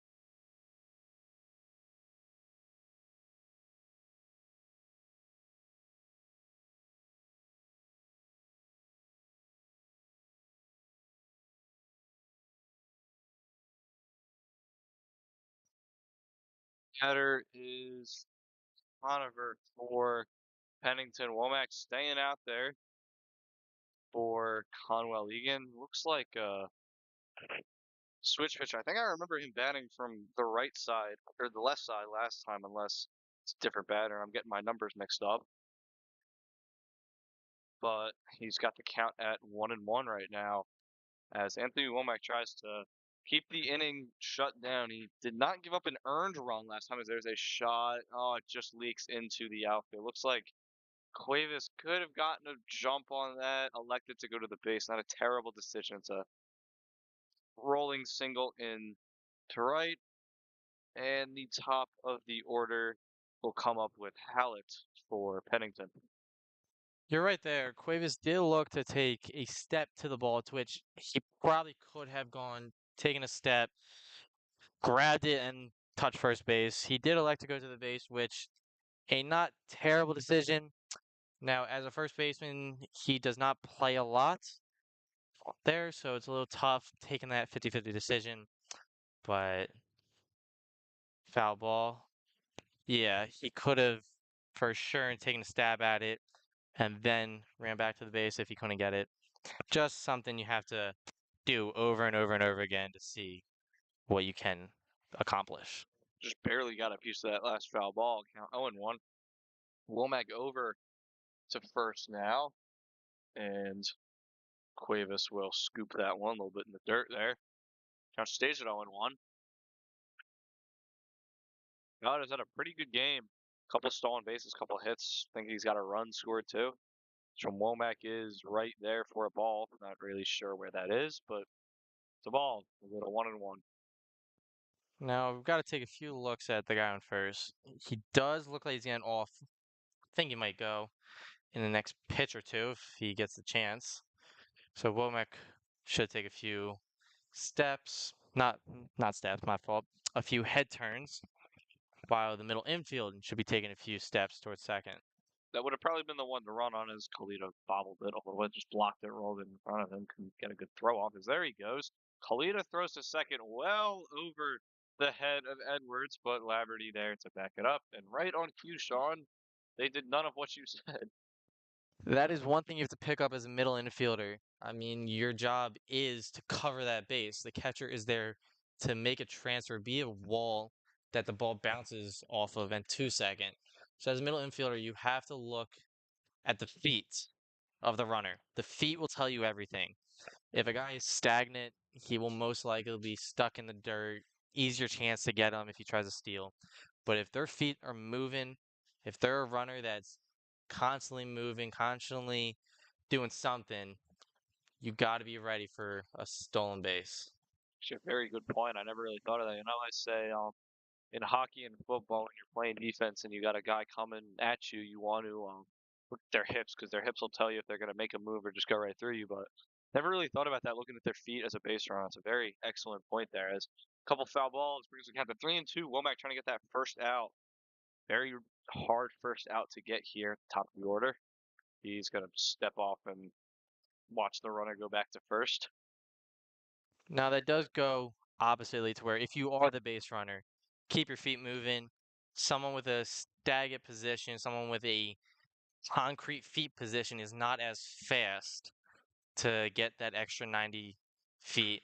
As there's a hard ground ball to second base, Laverty scoops it onto first, one away with a man on third.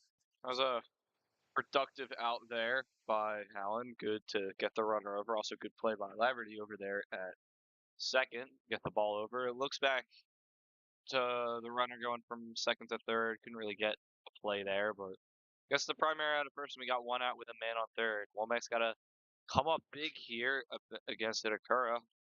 Bit of a softer day, I guess, by his numbers, but has had a hit in his last at bat.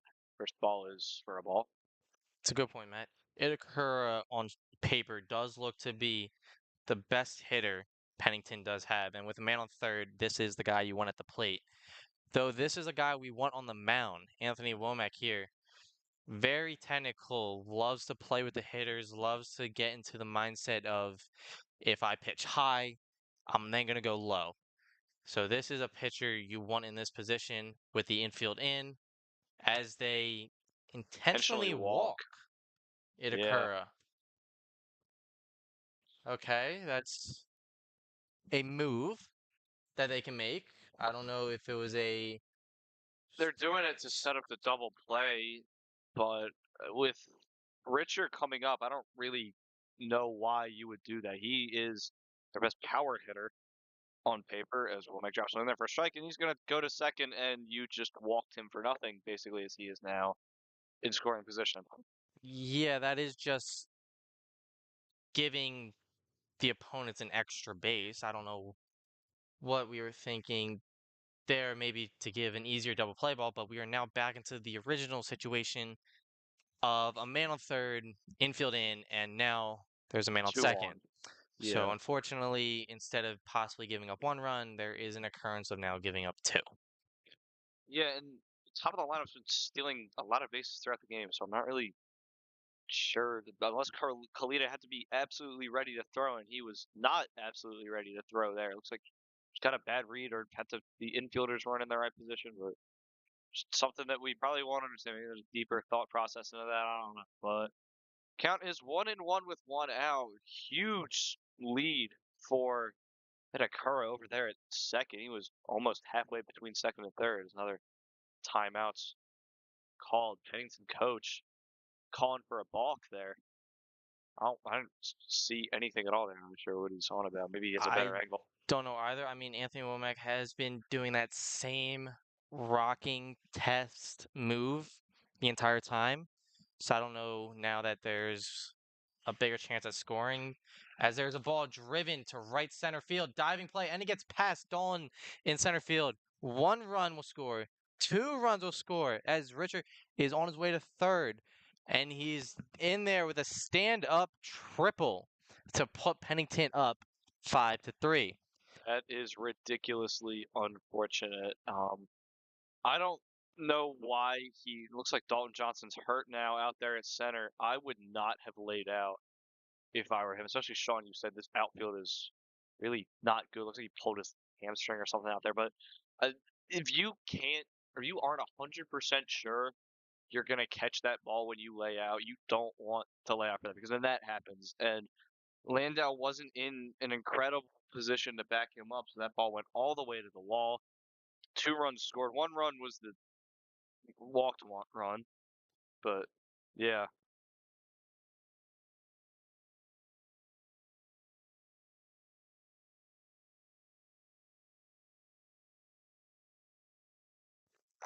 You're sort of right on that.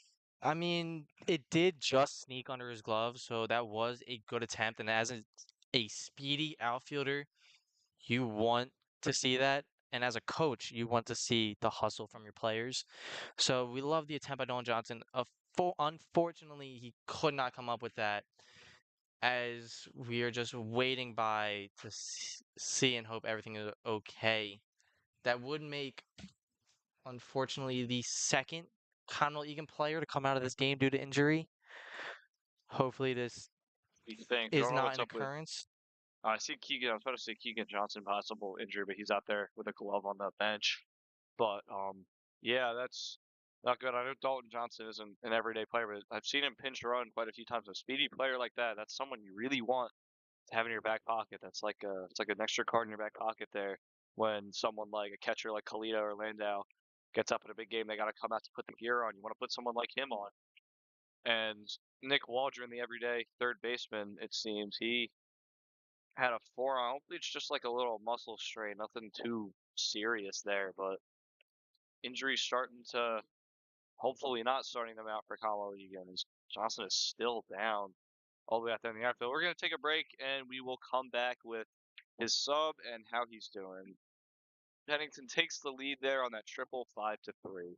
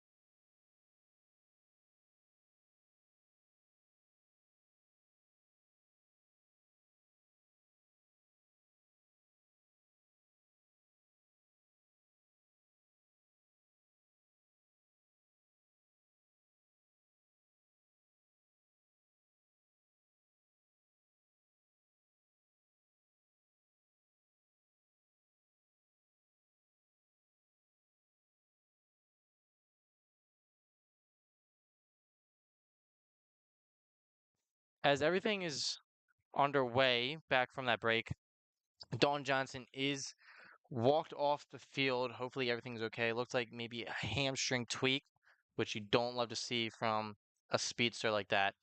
And in his filling replacement, Chase Garfolo comes out. He is moved to left field. Danny Freitag, who was originally in right, moved to left, is now back in right field. And Connor Landau is moved from right to center. So that looks like a starting outfield that you may see once or twice this year. As it's 2-1, Anthony Womack with the pitch, strike two on a swing. Good swing and a miss there to get it to 2-2, and that is, like you said, leg injury for any good runner. Don't want to see that. Dalton Johnson, hopefully he's okay. Did walk off on his own power as a pitch from Womack is not there for ball, and it will go to 3-2. Already giving up 2 runs here. Man on third, 1 out. Don't want to give up too much more. Limit the damage here for sure. Next pitch is ball. I thought looked like it was a strike. Thought he called that a strike earlier. Guess not. And there is now runners on first and third. Infield is in for Conwell-Egan as they are playing to hold the runner at third with 1 out. Mm, looks to be a play action here. Infield, my fault, middle infield taking their double play depth while the corners are still pinched. As Anthony Womack goes to pick off the first baseman, and he's back. So a walk to put men on the corners as Conwell-Egan is down 5-3. Leads the DH. Stepping in now for Pennington as Womack. I think someone called time there with delay. Womack's still on the rubber. Leaves the one that stepped out. Now he steps back in. Swings the bat and steps up. Waiting the pitch from Womack, and it is that one is in there for strike. Another steal. Looks more like a defensive indifference there. Colito wasn't really up throwing. It gets rid of the double play and any hope of getting out of this inning in one pitch. Yeah, you're right there. They're at this point just giving him as there is a ball driven to left field. Garfolo on chase does not grab it as it falls in front. The run from third to score. The guy on second goes, and it's a throwaway by Colin Edwards. Single with an extra base for Leeds as he drives in two in a bloop single. Little bit of a mess up on that rally from the outfield to the plate. And Jim Petrino comes out to take Anthony Womack. Looks like Ethan Marriott's coming in now for Conwell-Egan. We'll give him a minute to warm up, and we will be back. Big inning for Pennington taking the lead 7-3 here in the top of the sixth.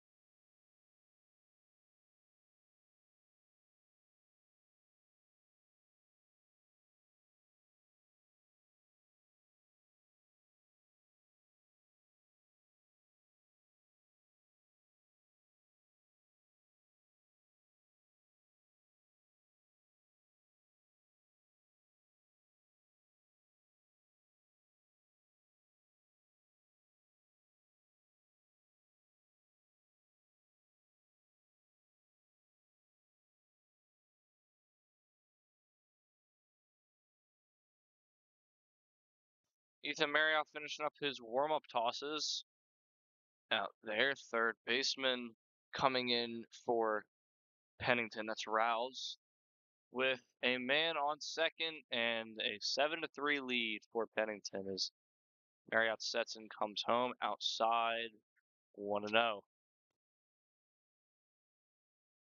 Now, it's not much on Marriott with his time on varsity. This is his first year as a being a junior, first year on varsity as he deals inside for ball. He has had, I think, one occurrence since this, maybe two. So not that much time on the mound. So hopefully he can use his experiences and shut down this inning. As he brings it to a 3-0 count. And personally, I haven't seen him pitch at all. It's my first time, but seemed good in his warm-up tosses. Not really translating over to the game yet. It was 3-0 and 4-pitch walk to Rouse. So not what you want to do coming in relief. And up next is the catcher Burns. He has had a pretty good day. So we just got some new information on Don Johnson, the debuted center for today's game. It seems he may have had a dislocated shoulder as he dove out laying for the ball, which would explain why he had a tough time getting up. And we also hearing something possibly to his UCL as well, probably all in that dive. If I had to take a guess, he probably landed on his arm as he was coming down, and with those rocks in the outfield, it's not smart to be taking these awful, or I should say heroic dives. Yeah, but what are you going to do about that? I hope he recovers okay.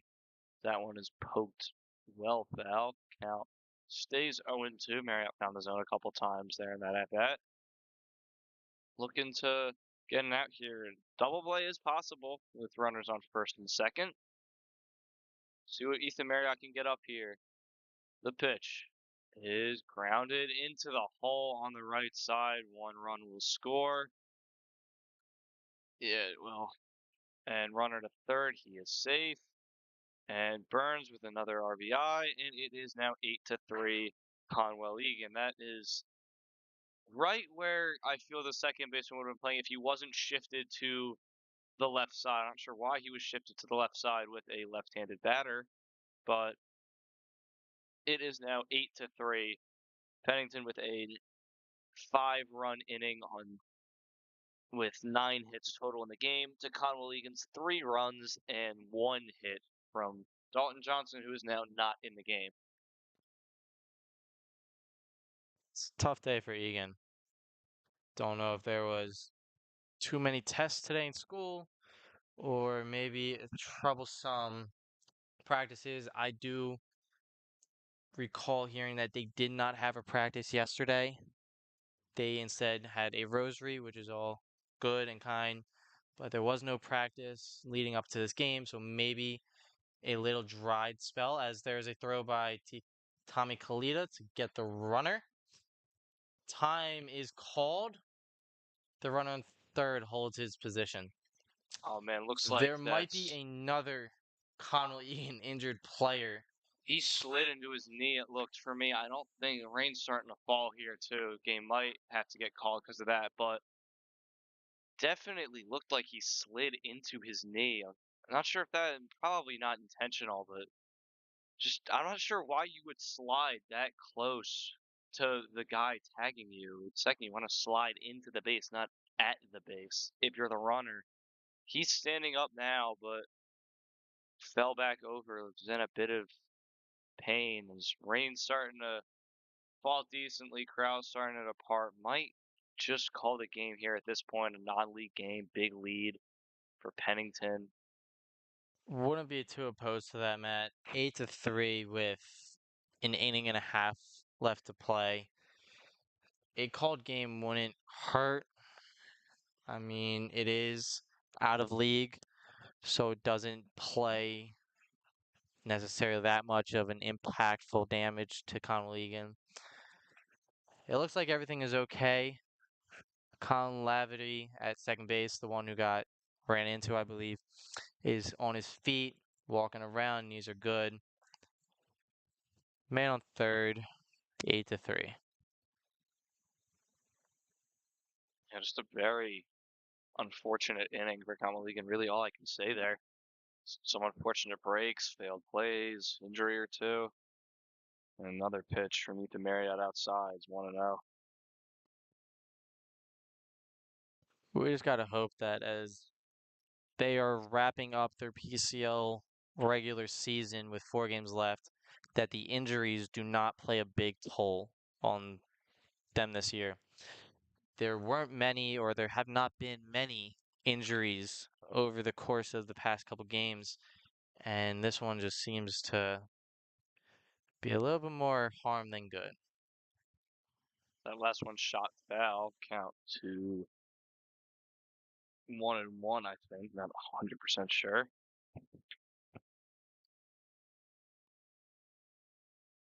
Marriott set and ready, looking to come home here. 2 outs though. That one is tapped to Hartley. Scoops it, has to get rid of it, and it will be off the mark. Another run scores. 9-3 Pennington with their 10th hit of the game. And this is just kind of unraveling for Conwell-Egan here.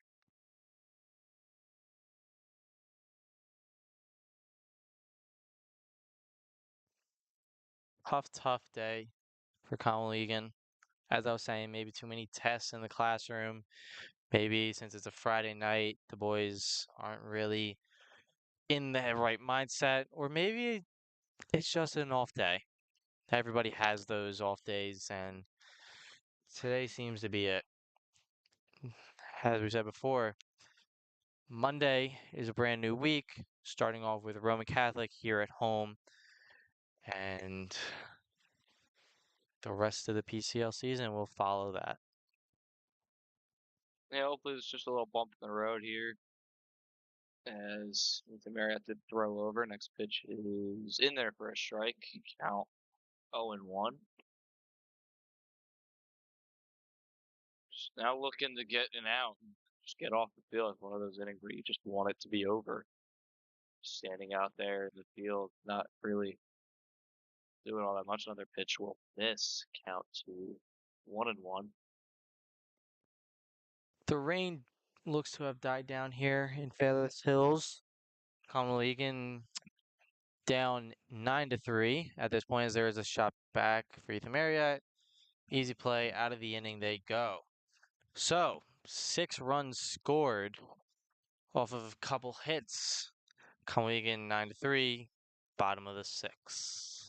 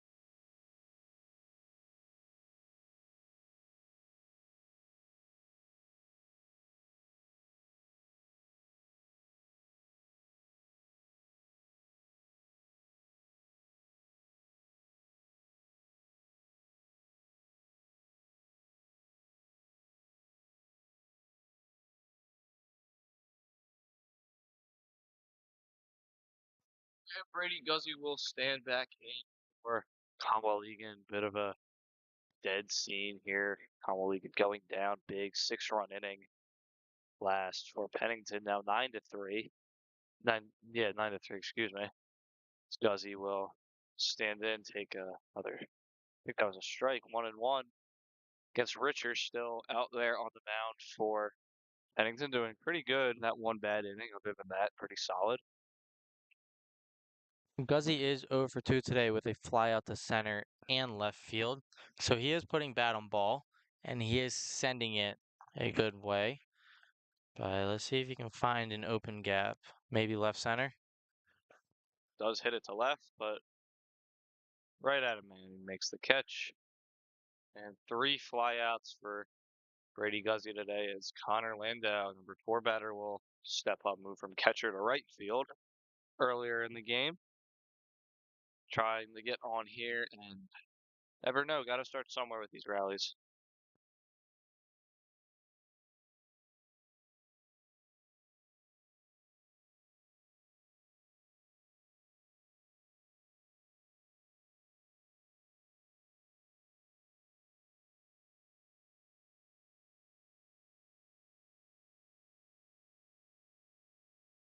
It is 1-1 to Connor Landau. Ball. Now in the on deck circle, Tommy Kalita is taking some swings. Looks like he's going to fill in as the number 5 hitter in this lineup to end the game. Ball 2, as it's 2-1 to Landau. And he takes the ball, hacks it left field line, turn around first, looking for 2, and he goes for 2.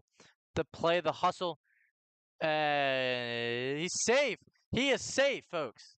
Oh my Connor Landau goodness. is called safe at second base. What a slide. Pennington will for sure look to challenge on that. The I, ball beat him by a mile. By a mile. And he just I don't mad. I don't know how challenge rules go here if you can't challenge or whatever. That was I'm pretty sure he was out there. I'm not really sure what the call was there. He was definitely out. But anyways, new pitcher for um Pennington is going to be number 15, Salmons.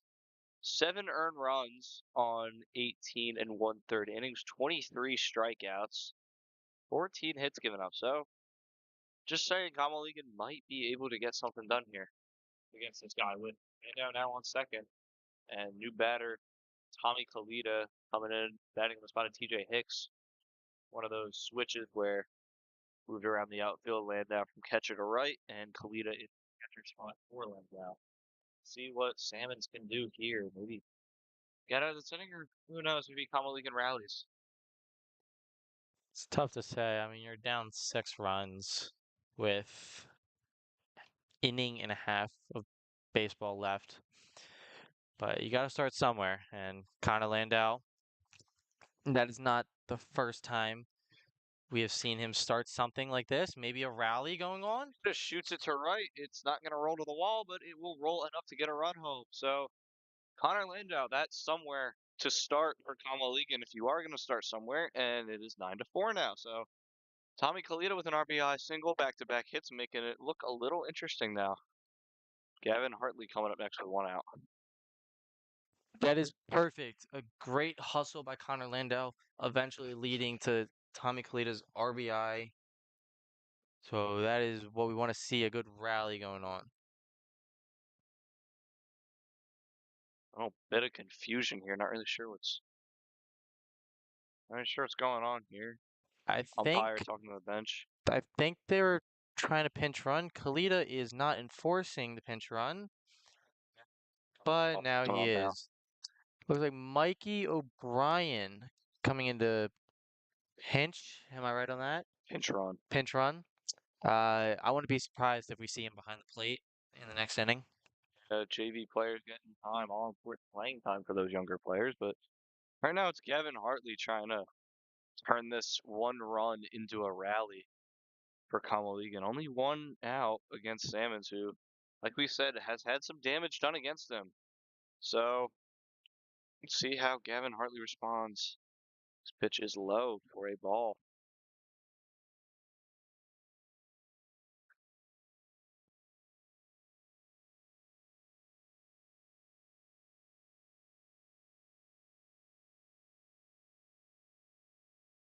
This pitch, oh, good frame there by the catcher. Looked a little obvious though, but goes to 1-1 to Gavin Hartley now.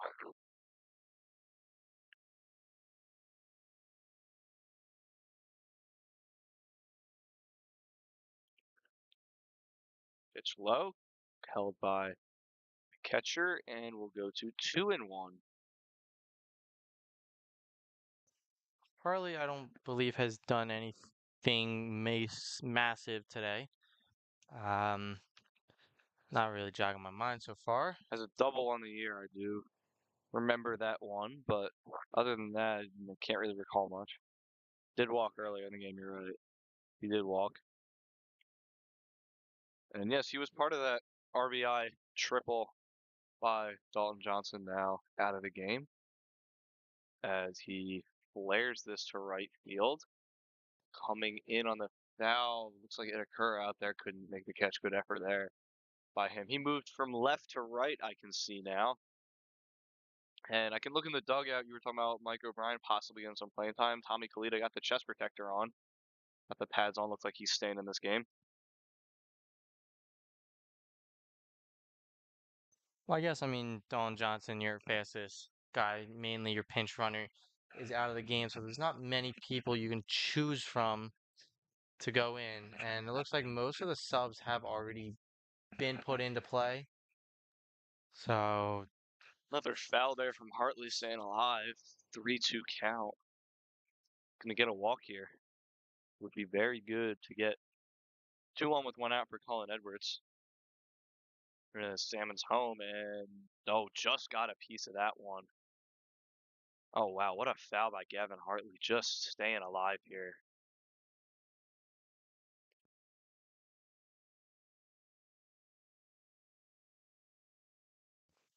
third baseman for Pennington is playing in, maybe trying to protect a bunt. The middle infield are normal position as Hartley goes Salmon's down. Salmon's finally wins that battle. You said a bunt. I really couldn't in that situation before Hartley struck out. Couldn't really imagine them bunting there, kind of giving up a free out almost, unless wanting to catch them off guard. Not sure, but Hartley is retired by strikeout, and now Colin Edwards with one man on. That kind of stalls whatever momentum Conwell-Egan was trying to build up as Edwards takes on the inside corner for strike one. Count 0-1. It looks a little dead out there. Not that much going on as we saw from the beginning of the game. More of a late Friday night fever we have. Kind of just everybody wants to go Go home. home. Yeah, I was about to say that. I'm swinging a miss there. Edwards 0-2 now. Conwell-Egan right at their breaking point here for this bottom of the sixth inning. Pitch from Salmons, and it is right there for strike three. So they do get a run in. That was a strike. That Edwards doesn't look too pleased with that, but do get a run in, make it 9-4. So we'll see what Pennington does in their half of the seventh, and then Conwell-Egan's chance to respond in the bottom of the seventh. Going to the top of the seventh now, 9-4. Pennington leads Conwell-Egan. Ethan Marriott coming back out.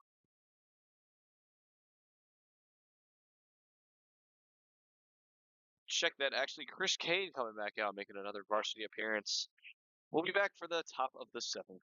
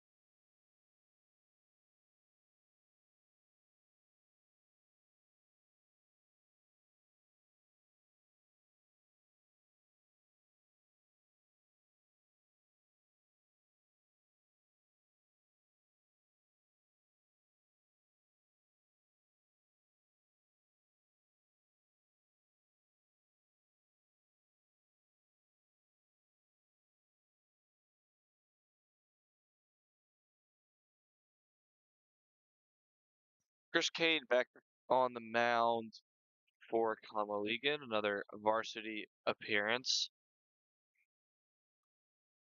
Looks like he's going against leadoff batter for Pennington. That's Hallett. Pretty good day. He'll shoot one the other way foul. Not sure why um, Pennington's keeping in these big gun starters up this much. I mean, maybe they want to keep building the lead. Maybe run differential matters that much to them. But him, Itakura looks like he's on deck still. It might occur to them, but it also looks like they didn't bring a lot of the guys to the field today. Not a heavy stacked dugout they have going on. So, as much playing time as they can give their starters is probably good for them, as they are wrapping up their end of the season as well. Kane will find the corner there for strike two. Will be 1-2 to Hammond. Excuse me, Hallett. Excuse me. Kane set and coming home with the 1-2. It is hacked the opposite way. It's going to roll down the line for a fair ball. Trying to play it into second, and he'll get there standing as Hallett, and there is another base hit for Pennington. Make that their 10th hit of the day so far, as he doubled. So Conwell-Egan down 9-4, top of the seventh with a man on second and no outs. Itakura steps in the box again, their most dominant hitter. Doesn't look like they are playing much baseball today. It's not a very dominant game on any part as that one is hit into the left side. Edwards, a long throw, failed scoop by Cuevas, and it will get by him.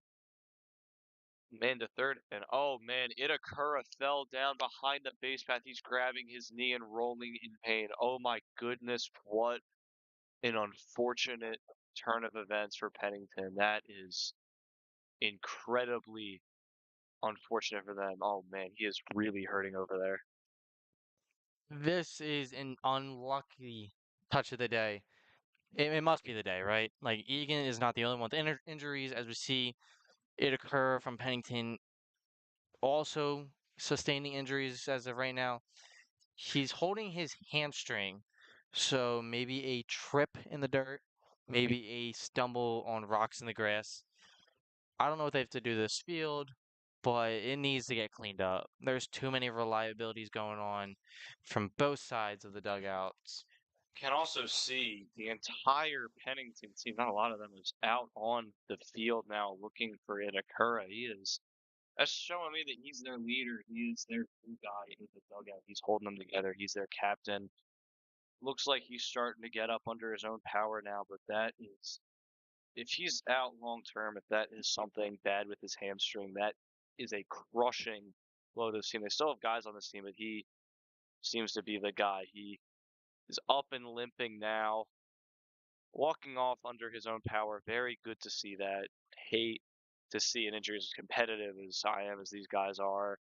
Hate it when players do good things against us, but you hate seeing good players like that get injured, especially on such, honestly, just unfortunate turn events. Hustling down the line, busting your butt. That's what you want to do as a player. And the fact that it comes back to bite you like that is very unfortunate. So, giving a hand for Itakura now, walking off under his own power. Hopefully, he is okay for Pennington.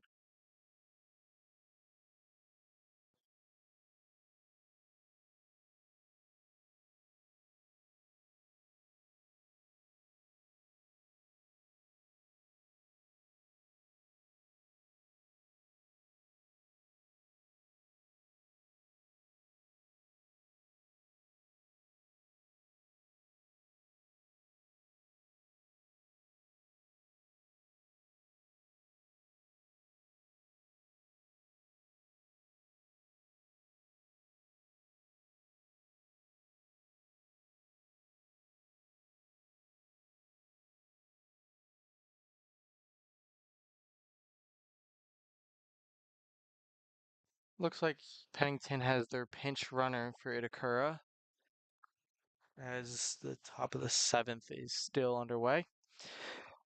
Just a dead outfield, dead infield, dead all around. The boys, they're trying their best to keep up. Hopefully, they can stay strong to the end. This is what we talked about earlier in the season about having the stamina to play this much baseball. You got to just play, even though you're down, even though it seems like a destructive day, you still got to finish it out. You don't get to just go home because you're losing. And Egan has to pick it up if they want to turn something around, as there is a pass ball, and the runner is safe from third. That makes Another it 10-4 Pennington. Another just unfortunate play there. Ball in the dirt. Kalita can't fully corral it, and another run down. 10-4 now. Pennington leads.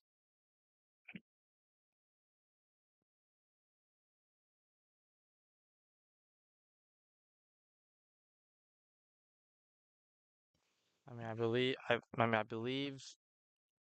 they are off tomorrow with the Egan boys, as there is a driven line drive. Defensive error by Freitag in the outfield, allowing for another Pennington run to score. Make that 11-4. That was unlucky out there.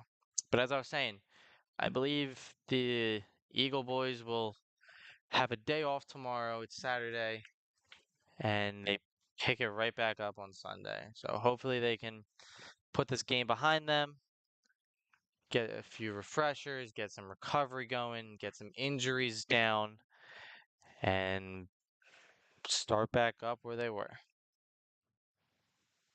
Yeah, this is unfortunate, but gotta remember it's not the end. There's still a good bit of season left, and can't forget about playoffs as much as you don't want to think about that still in the regular season. It's what's coming up. Gonna have to prepare for it at some point, so hopefully they do come prepared for that. And first pitch from K there is a ball. Next pitch is well outside. That one is a wild pitch. Cleota really didn't have much of a chance to block or catch that one. Goes to the backstop, and another runner moves up to second.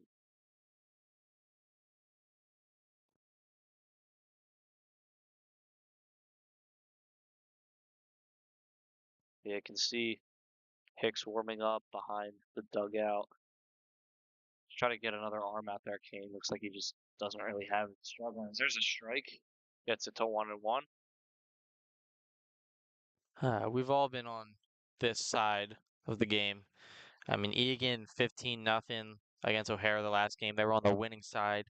Sadly, today they are on the losing side. There is still a chance. I'm not going to say it's quite over yet, but Egan does still have a chance to get a rally going, possibly a comeback win. But we all know what it's like to be on the opposite side of a good game. Next pitch is driven foul out of play. Goes to 2-2.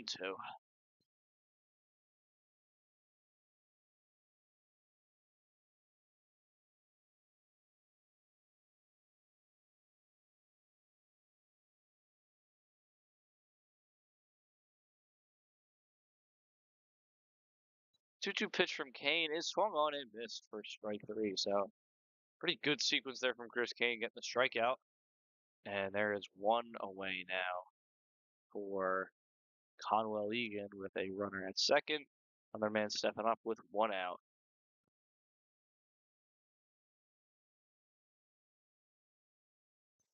If you haven't already experienced it, well, my fault. Foul ball. I was gonna say, if you haven't already experienced it, come take a look at Conwell-Egan's baseball as they verse Roman Catholic on Monday for the second to last home game of the regular season. They will then travel on Wednesday to Archbishop Ryan before heading to LaSalle and then ending their PCL season with Bonner here at home. So if you haven't gotten out so far to watch a game, I recommend doing so. Playoffs are around the corner. Those are always fun. It's just all good activities, all good times. Kane had two foul balls on him quickly, puts a ball there. It's a count to 1-2, trying to get second strikeout here, second consecutive strikeout it would be. Trying to limit the damage again seems to be a common theme in these later innings for Conwell-Egan. As here's the 1-2 pitch, and it is right there for called strike three. Not much reaction from the umpire, but Chris Kane putting up back-to-back strikeouts.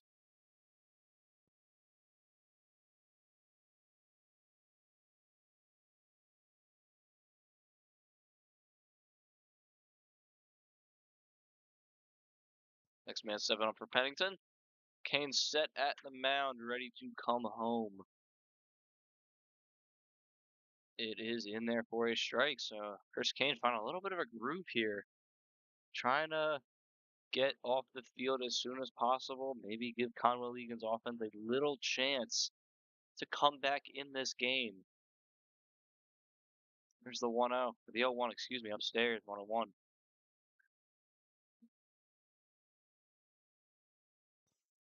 Conwell-Egan's outfield has seemed to shift it back to their no singles defense as they've taken a couple steps in, leaving the grass behind them open. As there's a ball.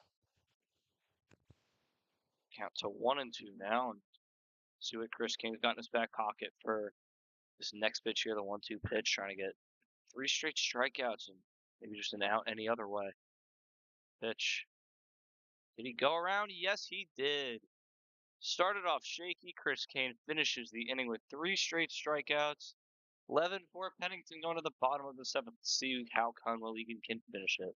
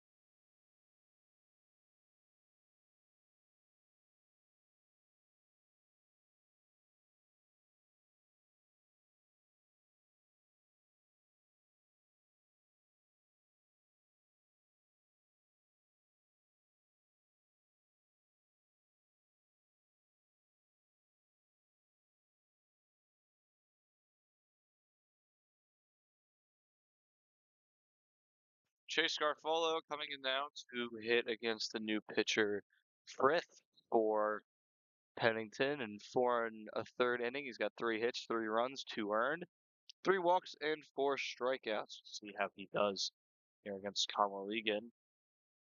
First pitch is a ball outside to Garfolo. We'll see how Conwell-Egan can finish off this game. You ideally, even if you lose, you want to finish off strong, maybe in a 1 or 2, just to carry some momentum over to your next game. As Burt comes set and now comes home, and Garfolo hacks it foul.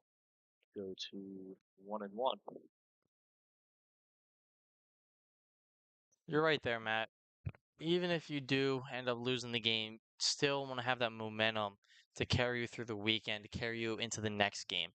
Because it's all about the next pitch, it's all about the next game, it's all about the next at bat for these boys out here. It doesn't matter what's going on now. So what if they lose this game? So what if it goes on the record? They're still winning with their record. They're still a solid team this year, and they got to move on to the next game. As Garfolo skies it, second baseman, little trouble. Right fielder comes in, calls him off, makes the play. So yeah, as I was saying, just gotta keep moving on, keep pushing it. The game, or I should say, the season's not over after this game. So, see what the boys can do. Can't have that sky is falling mentality after a game like this. Got to learn from it and move on. Is next pitch, first pitch is outside for a ball. I'm pretty sure. Count to 1-0. Quiet last at bat for Garfolo. Sky out to right. Next pitch from Frith is down and away for ball two.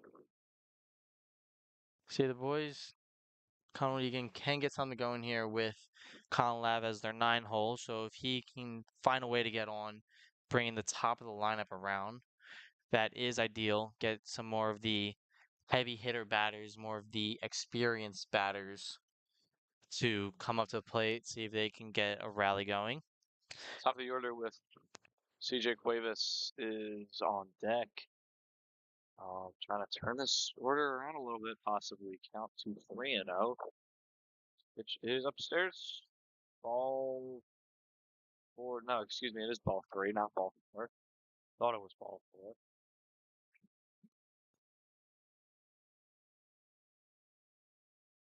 You know what'd be good right now? Like a hot dog or a pretzel. I mean, I know it's a high school game, and they don't really have vendors out here. As Colin Lav drives it to right, the right fielder running back, and it's over his head. Laverty into second. Stand up double for Colin Laverty. Hopefully, this brings the start of a rally going. Bottom of the order coming through. Him and Dalton Johnson. Only real big hard hit balls. And to your credit, what you were saying about some food right now, personally, my Instagram feed has been full of seafood boils and lobster tails. I've been thinking about that a lot, but can't really enjoy a lobster tail at a ball game the same way as a hot dog. Could say I could go for a hot dog right now. Maybe if we keep talking about food, a little rally will spark up as CJ Cuevas steps in against Perth. The first ball is down and away for ball one. But back to the hit, less about the food. That was a very good hit by Laverty, right fielder, just going back, couldn't really find it. Did drive it really well right to the bottom of the wall.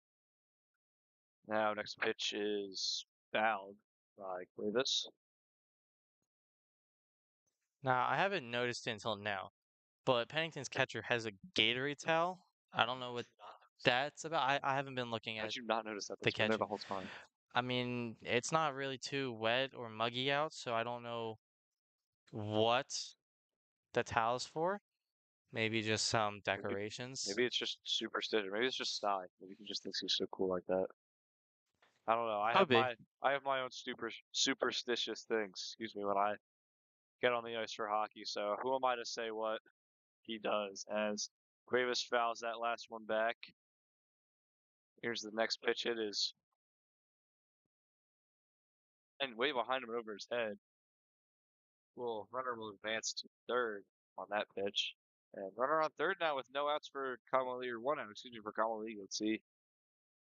What can they do here? Well, you gotta hope Cuevas can put a bat on the ball. I mean, he's strong, so anything could help right now. As the pitch comes in, ball low. That is good eye by Cuevas. Now he did walk his last at bat, and again, as the theme of this game so far is a batter on base is a good at bat. Just to get someone on base is all you need. It's a pitch and drive by Cuevas to Cuevas right field to bring in Colin Laverty from third to shorten the damage. deficit. CJ Cuevas, really good at bat there. Really love to see that. Nice. Got a walk, got a hit. No, it might not be a crazy top starting pitcher, but hey, it's a hit. Hard to hit a baseball. CJ Cuevas getting it done there as I think that's Mike O'Brien stepping up now. in the 2-hole. And his first pitch is upstairs and outside for ball one. What's this game to 11-5? Making it look a little more interesting.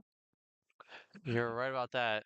As we said, Mikey O'Brien, a sophomore this year, taking a big hack on that, took his head off that.